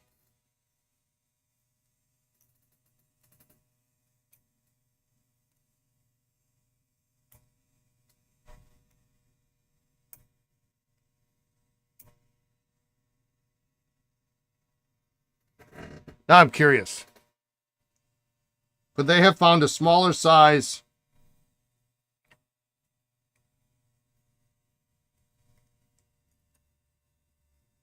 dual fold or jackknife section and threaded it in?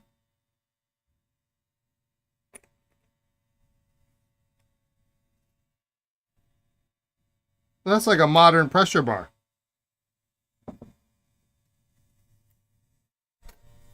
This is getting worse.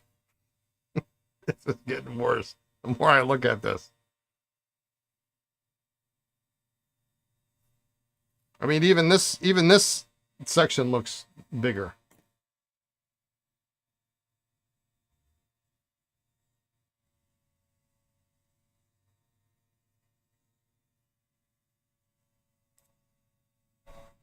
Well, it does unscrew.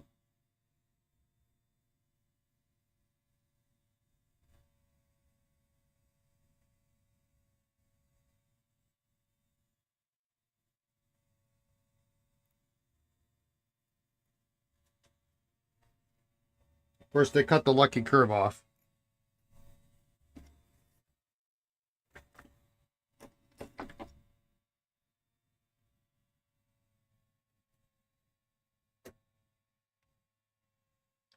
Oh, this sack is nasty. It hasn't completely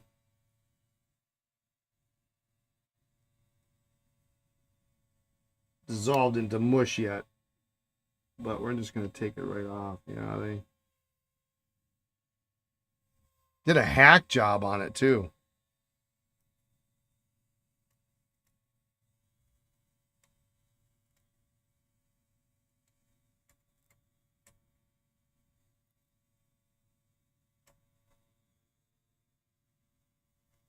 Oh, that's just so...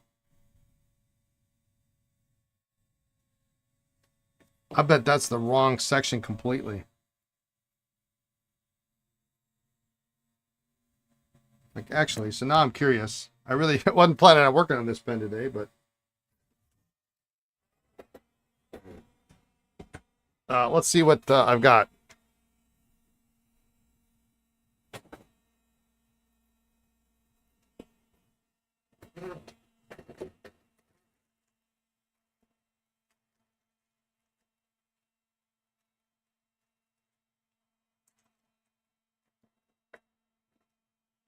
Because that just doesn't seem right.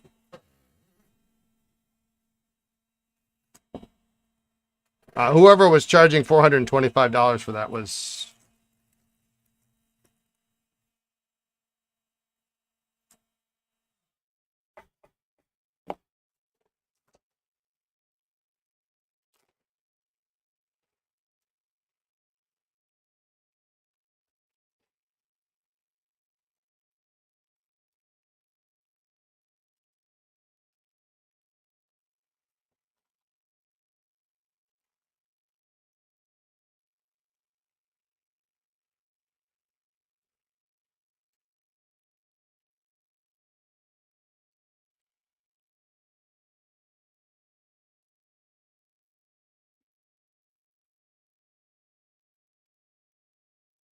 $20.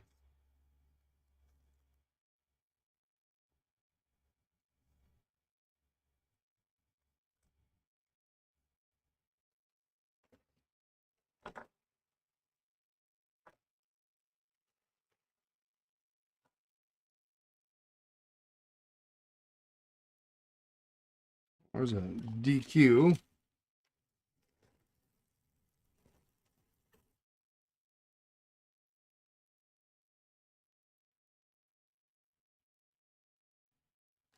$20.5. Oh, this one looks bigger. What is this? No, maybe not.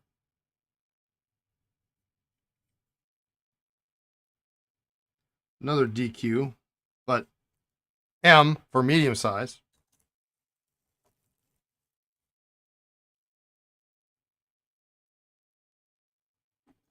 Is this?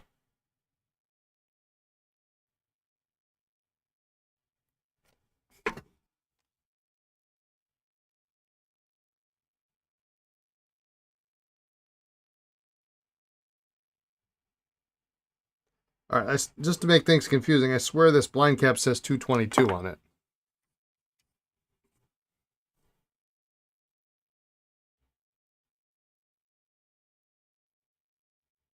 Canada. Well, I should be able to make a cap for this. Hang on here.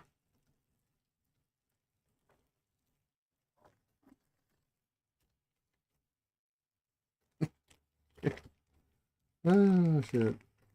What is this?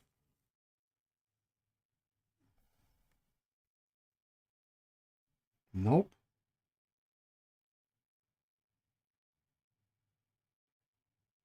That's an early jackknife cap.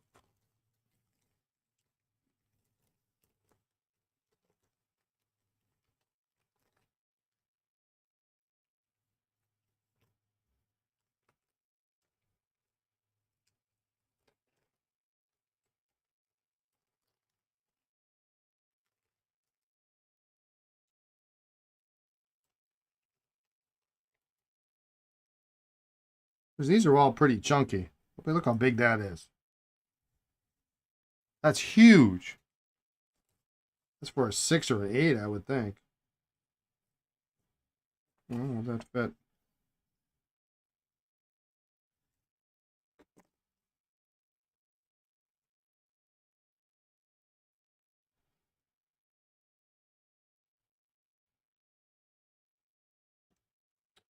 Okay. This is probably why this pen is in here.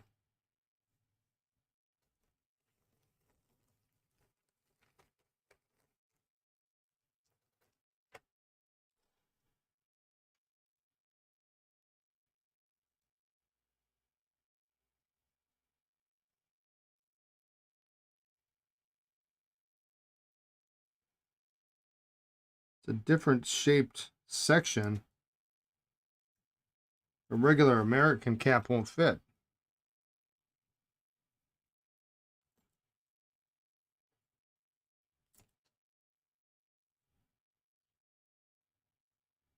Oh, well, that fits.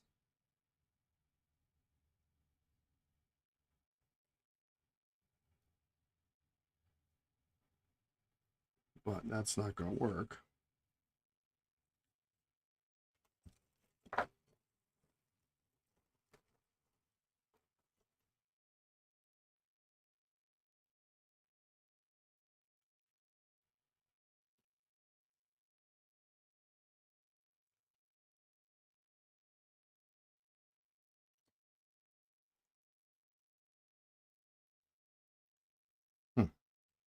I guess we can't make a cap for that. The question is do we have a section for this pen? Because it sure looks like all these.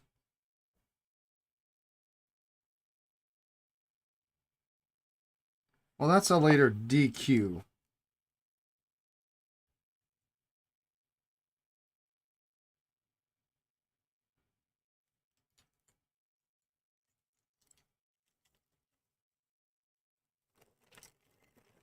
Hmm.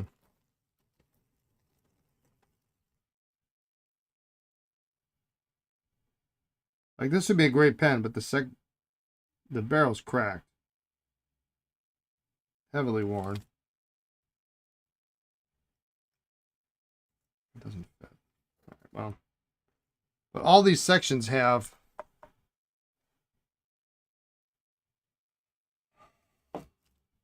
a distinct flare at the end of the section.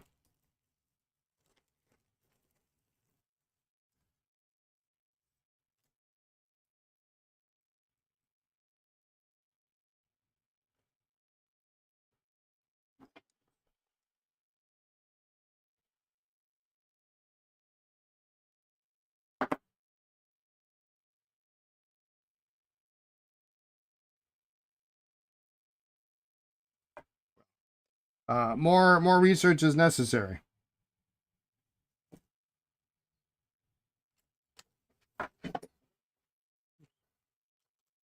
As I drop my pens on the floor. That's too bad. That's a really beautiful lucky curve with a good nib in a. It's a little worn, but it's a correct Canadian nib.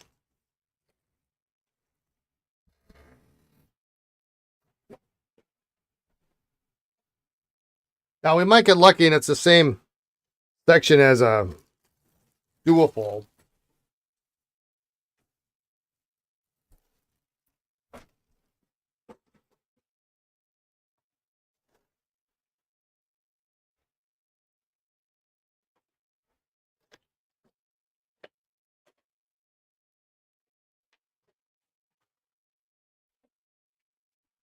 But anyway, Weird Nib Wednesday. There it is.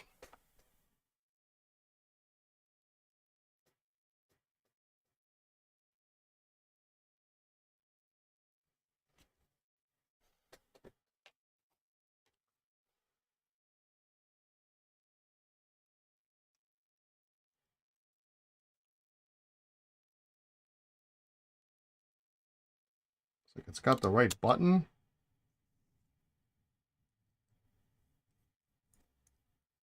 But that nib's got to go. That's goofy as all get out. Anyway, we can proceed on with the rest of our day. Oh, 4:14 already, huh?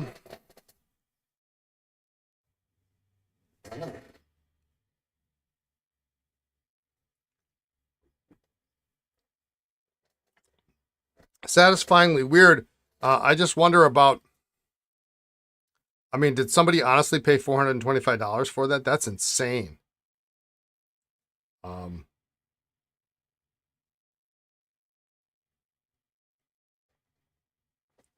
mean, that's worth $425 if it has the original nib, and the original nib is a stub nib, and it's the right section. And yeah, I hope no one did. I mean, it's not even close.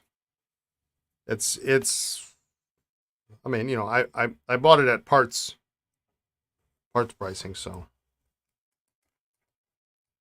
But we'll see. I should be able to track down. Well, actually, I've got it still open.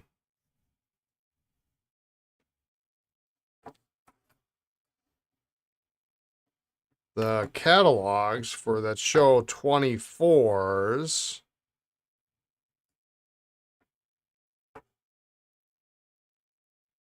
Show all the pens. Yeah, that's the wrong section because all the pens have this same distinct lip on them. So they took whatever they could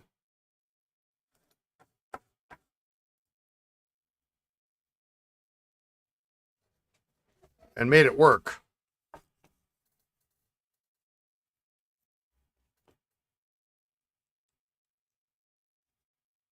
I got a theory on where that pen came from. Maybe a mint in the box. Yeah, I mean, it had to be a stub in the box.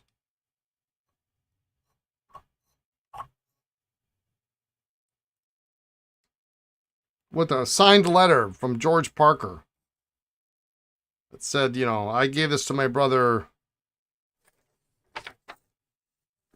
Brad Weston, or something, because it's got BW on there. I mean, it could at least have BA. If it had BA, I would say, you know what, you got a chance. BW?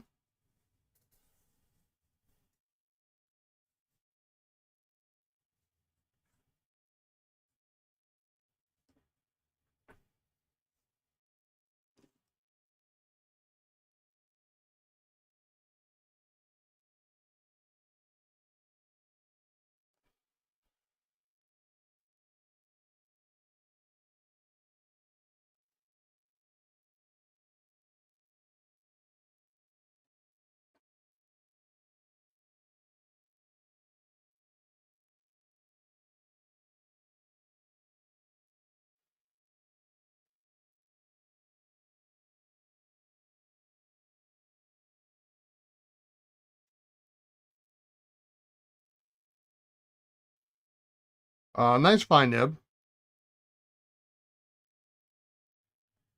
Sack works great.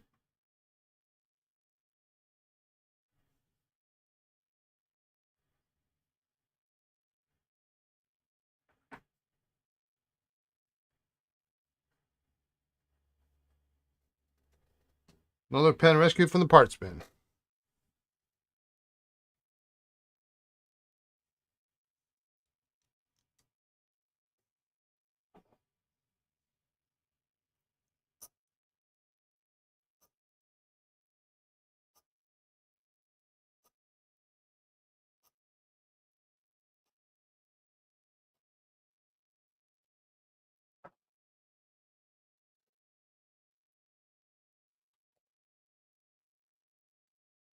Thank you, David, for selling me the parts to complete this pen.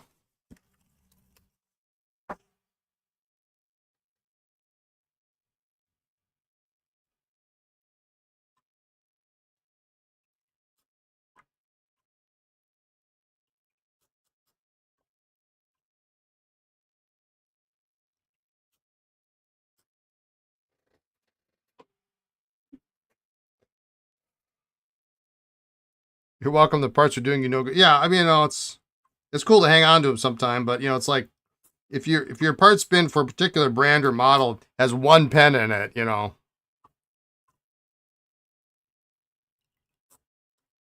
sometimes it's best for that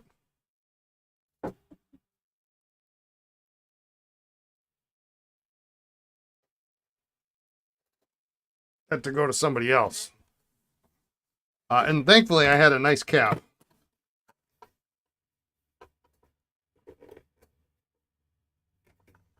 on an otherwise unexciting pen.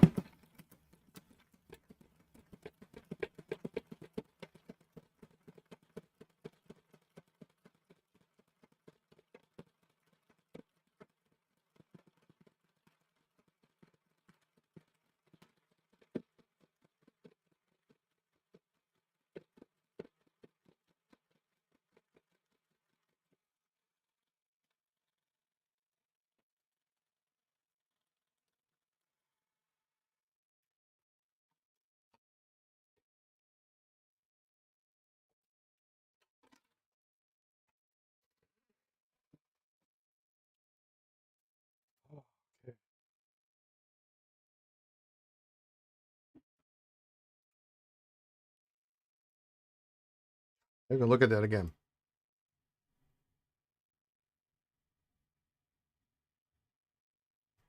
I don't know I couldn't even tell you what section that is. This is not even right.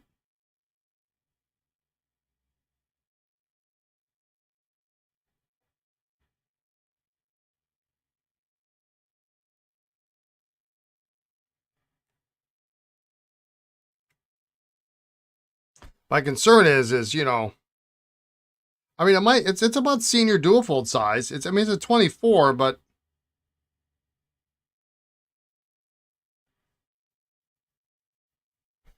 it's almost senior dual fold size. I wonder if a senior dual fold section would fit. But, sometimes those sections are very particular to the model involved. And what a beautiful patina on this nib, huh? We are not brushing that off. Look at that.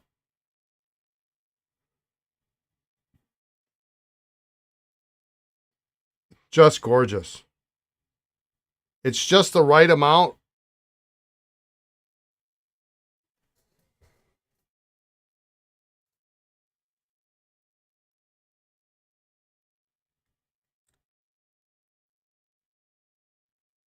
Early version with the wedding band cap.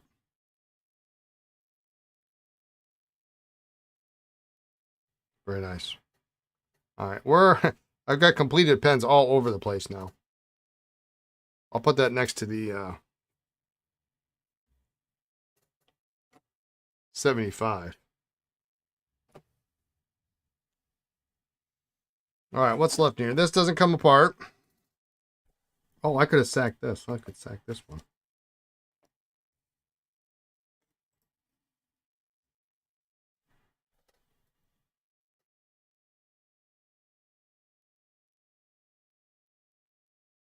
So this really needs to, I really need to see how.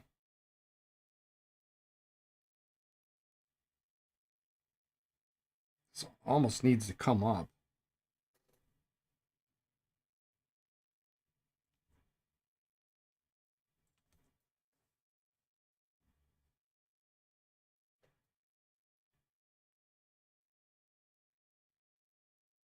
How high does this, is that right? I just don't like how well that's.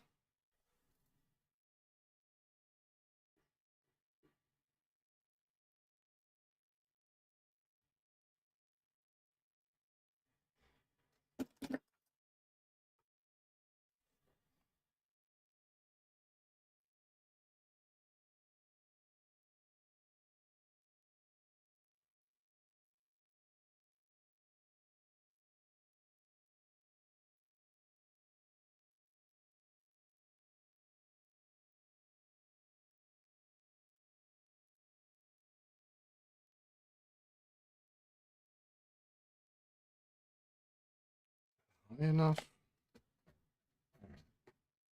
It's almost never come out, so.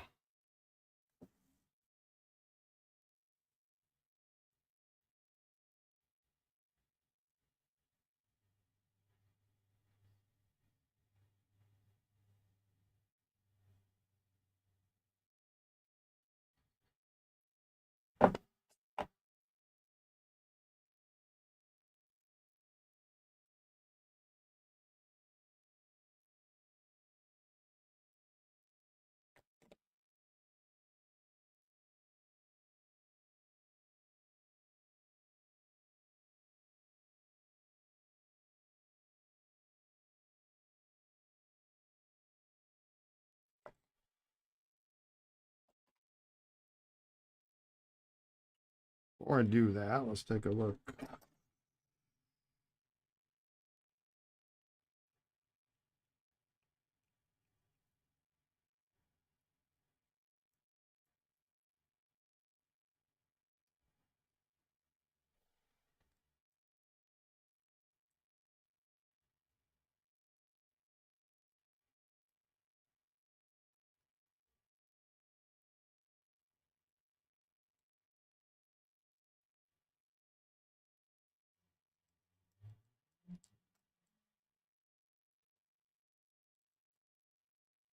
If Wednesday is Weird Nib Wednesday, what is Thursday?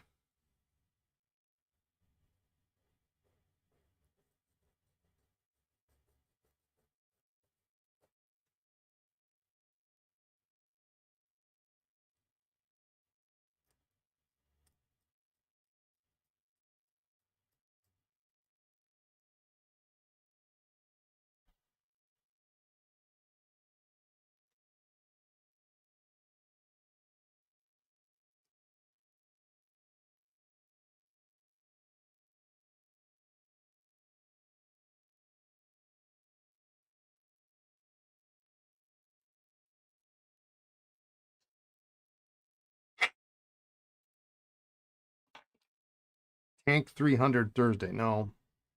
Touchdown Thursday?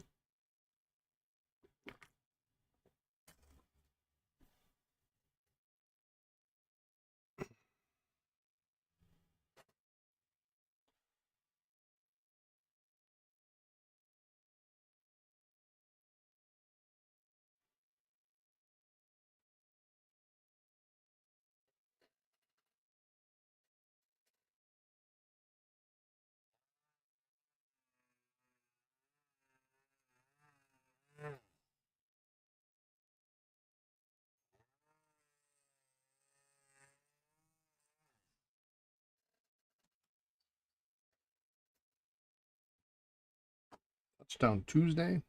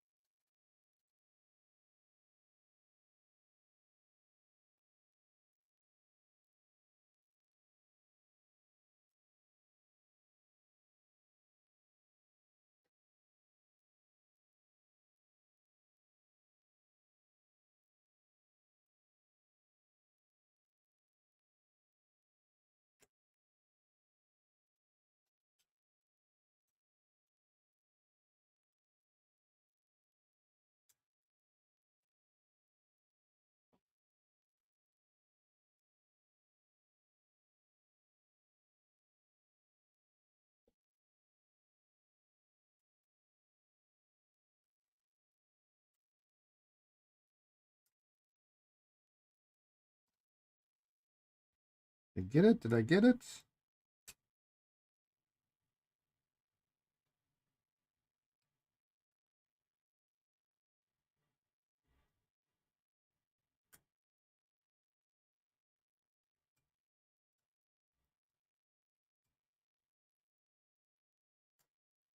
think so.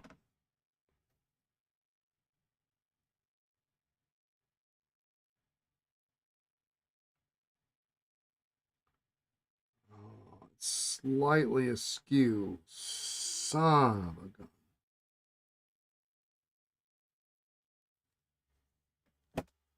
Wish there was a screwdriver trick for this one.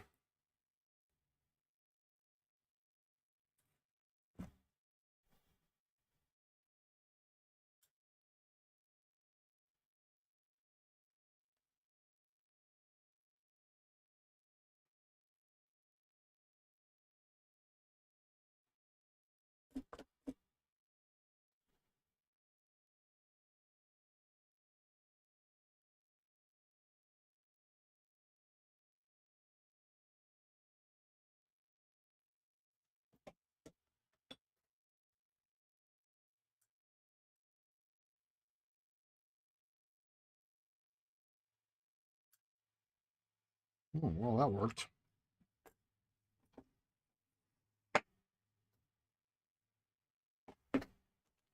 Oops, those go in the bin. I need a sack for that.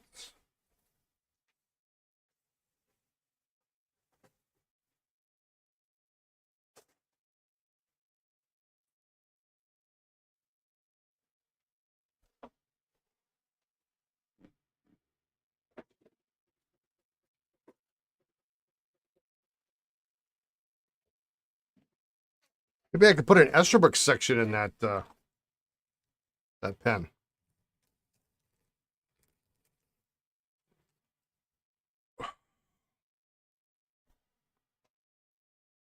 We're gonna go with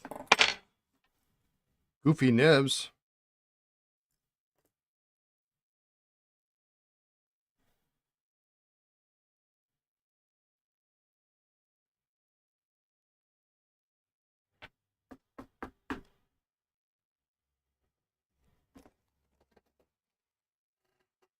What a 2312 in it. I mean, it's so sad. I really feel the yeah, that's not gonna work. I really feel the need to take this on as a project and it's just such a nice pen. A beautiful Gothic. You know, decent clip. Strong imprint on the blind cap.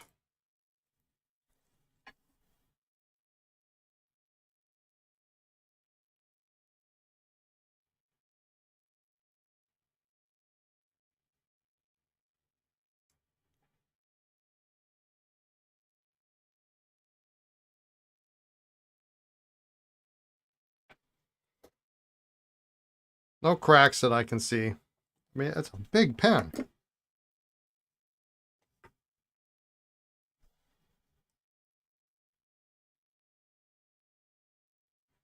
Section and feed will be easy. Whether or not I have a nib for it is a. I mean, I'll never. I have. It's going to have to be a lucky curve number 4 nib.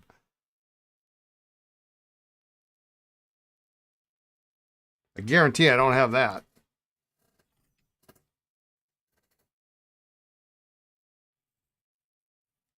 But also not the. I mean, at least it's not an 8.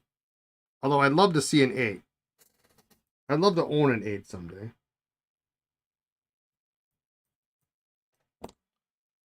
And interestingly enough, they made 28s in ring tops and also in medium length. So you could get a 28M jackknife self-filler of all stupid things.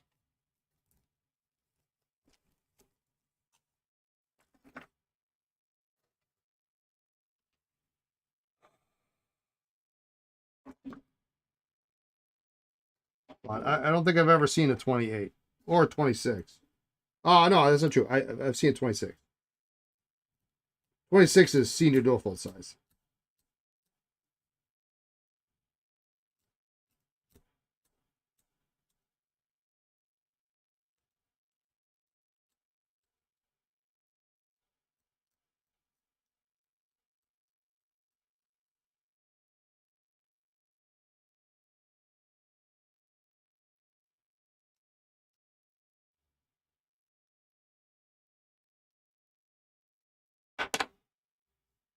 I'll see the 28 when I come and visit.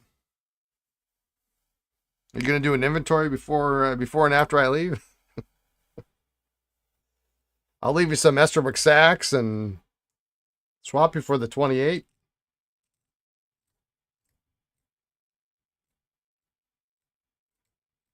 I mean, that's a fair trade, isn't it? No, of course not.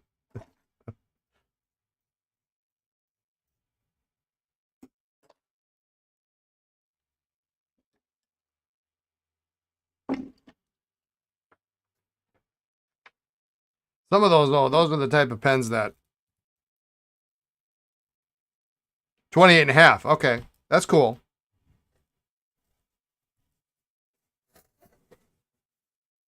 You know, when the chasing's nice, I almost preferred the chasing over the plain, but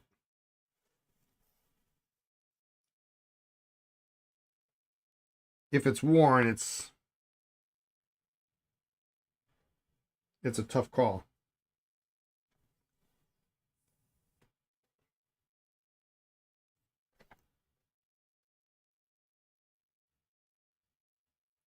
I don't even know what a 28 goes for these days.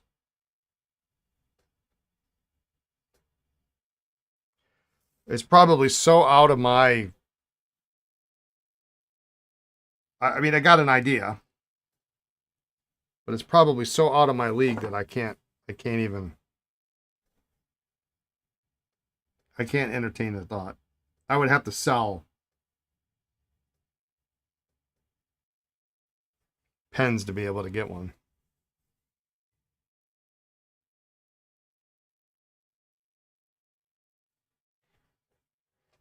All right. I'm going to keep that just for whatever.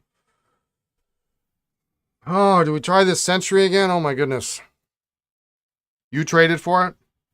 I mean, it's got to be, correct me if I'm wrong, 28's got to be in that 800 plus range, I would think.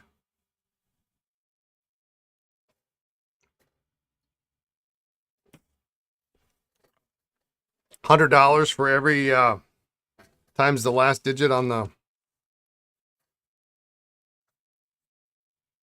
nib digit. All right, so yeah, so we got those. That's good. Put that guy up there. We're not going to deal with that now. I don't know what to say about this.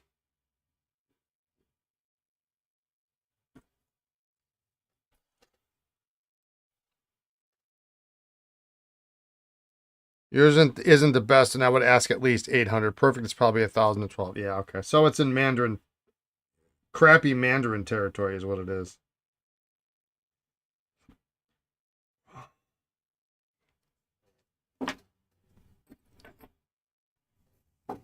And I say that respectfully, having owning two crappy Mandarins.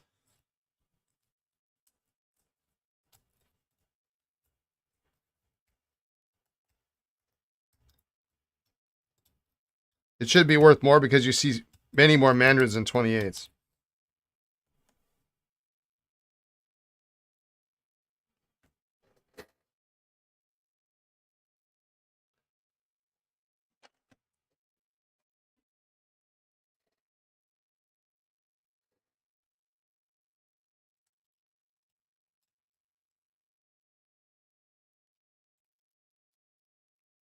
One of these years, I'm just going to set a budget, and I'm going to go to the DC show or something, and oh, that's disgusting. I'm going to take $1,000. I'm going to take $1,200. You saw a 28 Bakelite. Yeah, I saw it. I saw it was in a catalog. And I'm going to say, okay, the best vintage pen. What do you get? That's a good question. Say you could take $1,200.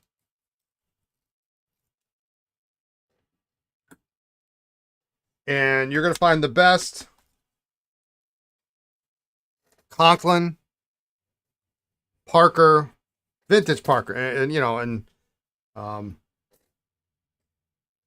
Taking off for Jim, Gary. All right. Have a good workout. See you next time.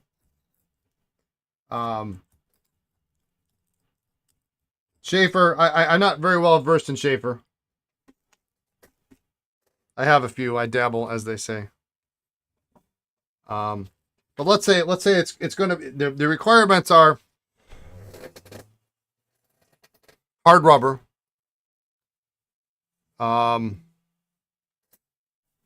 Your options are Waterman, Parker, Sheaffer, Conklin.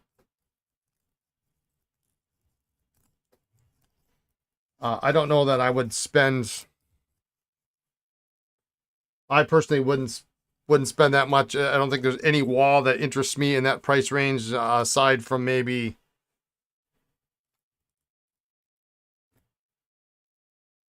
a Coronet, which is way later. Sheaffer for 1,200. Go for Sterling overlay or prototype.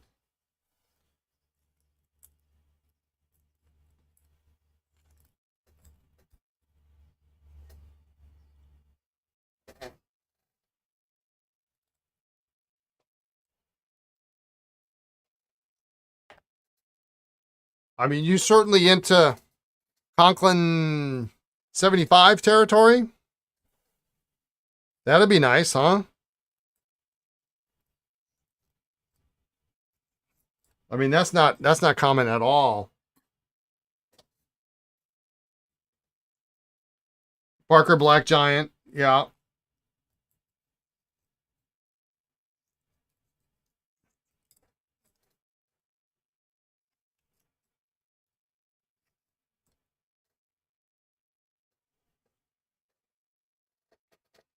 Hexagon, ooh. You think? Well, you know, I would say that the market on that's probably a little soft right now, right? I mean, I could have bought a Parker 11. I mean, we sold the Parker 11 for right around that price point.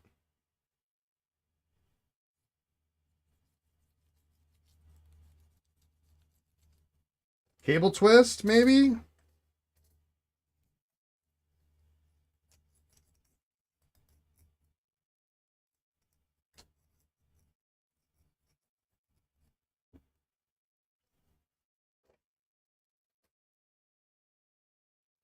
Might be doable about 12. I mean, there's the market is weird, right? For that, because there's the people that have one don't need another one.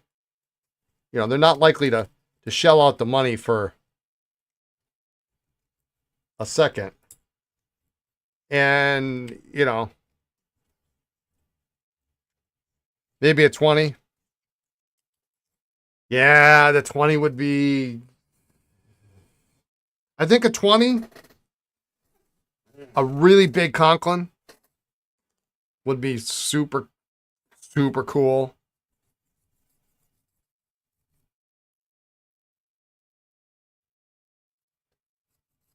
I mean, I think 75 was the biggest pen they made.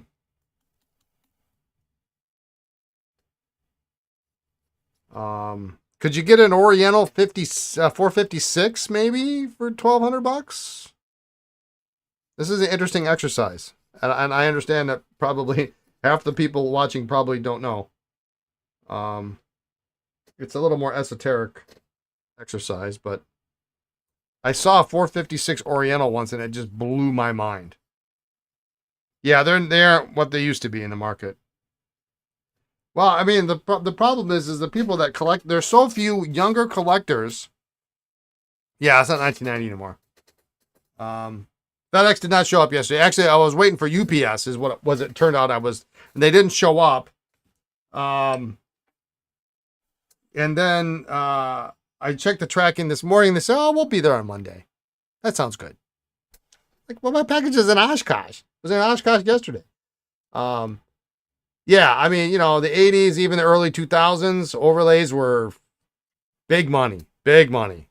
I remember, I forget where it was. I think it was probably the Chicago Pen Show auction.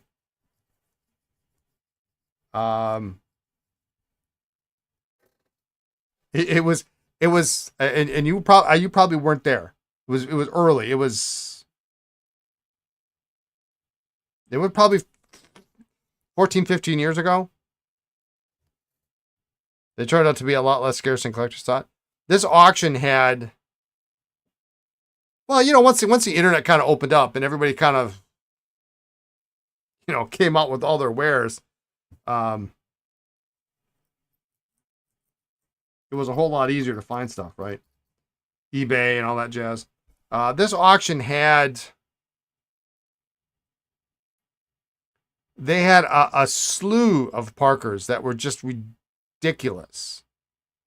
I don't remember exactly, but there were like 3, 4, 5 like pregnant Parker. There might have been an Aztec. There might have been a snake. I mean, it was the most ridiculous auction ever, and none of the pens sold. They didn't reach reserve. Like, people were just not, like, you had it. I'm not buying another one, I can do all sorts of things with that money that I don't need to buy another one. It was just really, it was so weird. And then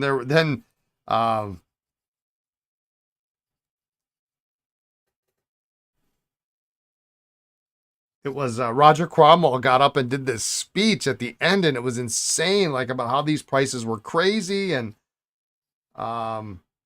these are quality pens and they're investment pieces and blah blah blah, and like everybody was like, yeah, whatever, buddy. Good night, Grandpa. It wasn't old, but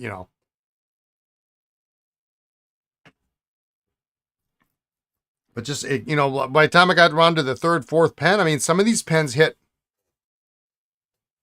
I don't remember if I still have all the sheets, but I used to save all the sheets from the auctions. I probably still do. I want to say some of them hit $10,000, $15,000 and did not meet reserve. Let that sink in for a bit. $15,000.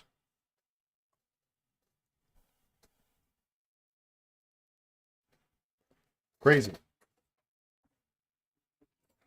You studied the Harry Boris auction lot. The prices achieved in the early 90s were remarkable. Do you have actually the pricing?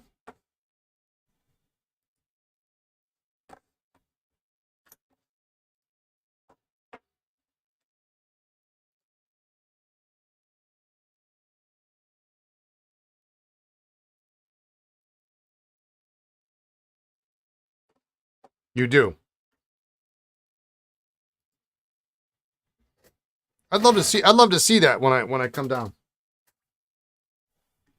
How much of a mess is this going to make if I do this? I doubt this is a case of ink is causing this to be.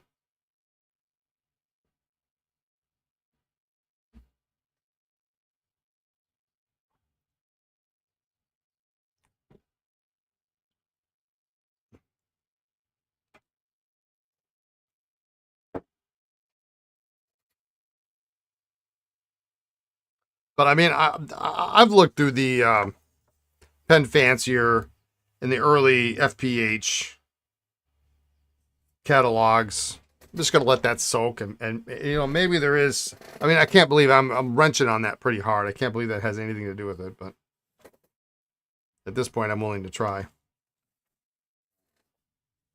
I've seen what they're asking for some of these pens. Now, some of them were remarkably overpriced according to today's prices, and some of them were like, you could get a 58 for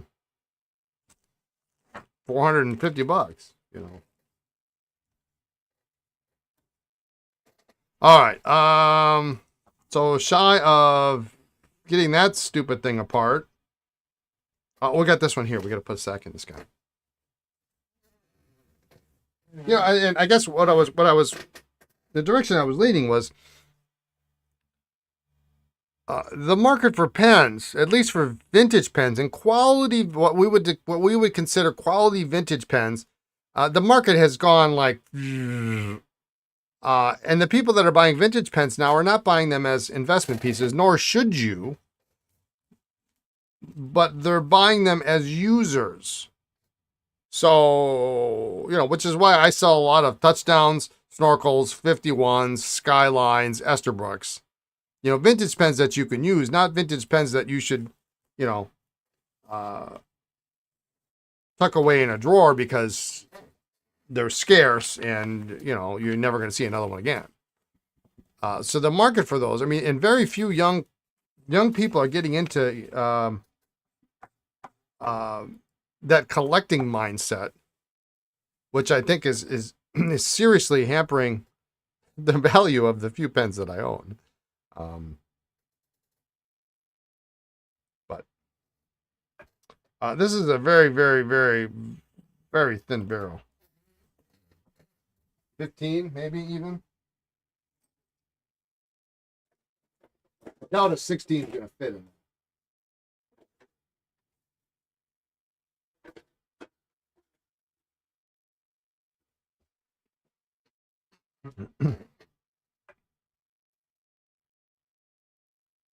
Yeah, it's really, really tight, actually.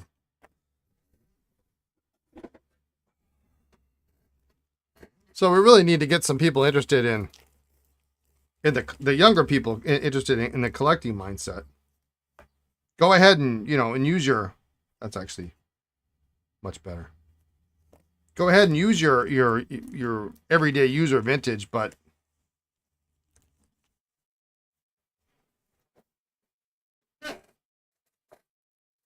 what else? What's the market going to be like in 25 years for a Parker eyedropper? Is there going to be one? Or is the first question going to be, well, how flexible is the nib? Because if that's the first question, then I think we're probably doomed. The vintage market is doomed.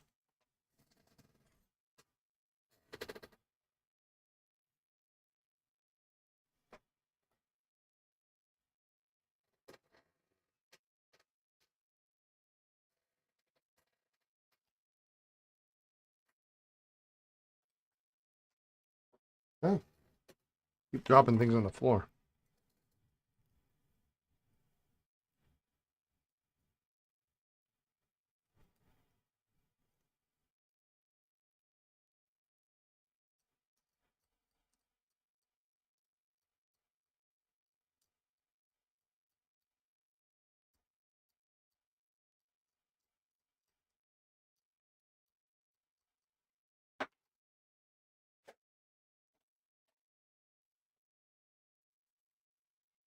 I hope to be proven wrong, but those of us that are collecting are not getting any younger.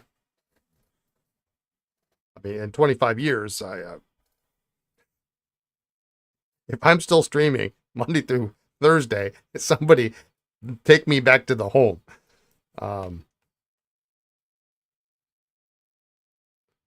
Someone asked you how flexible the nib is on one of the pens you bought in Chicago that I was showing to my pen club. The person was mystified when I said it didn't have a nib and would never be used. Yeah, I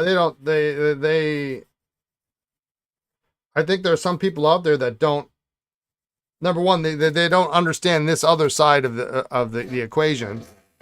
There's more than two sides, but they don't understand this perspective and that it exists. And how dare you?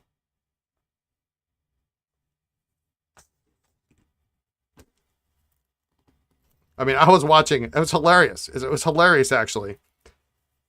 I was watching an old Anderson Pens podcast, like episode 41 or 42 or something like that, where I'm talking about a very significant Waterman that I discovered in a parts bag that had no cap and no nib. You're never going to find the cap. You might find the nib. Very significant pen, though. Not your ordinary 12.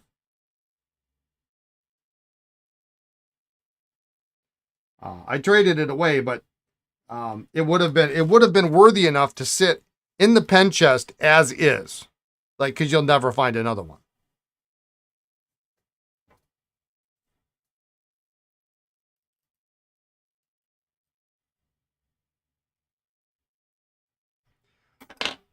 at least you have some,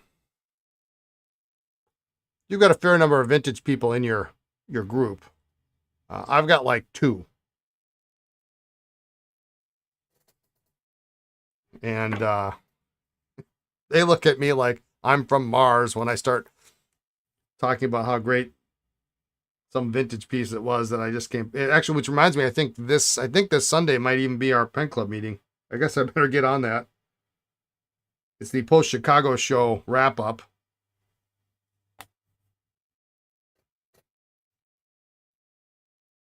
One of the most significant pieces you have is just a model. It could never be made to write. Yeah.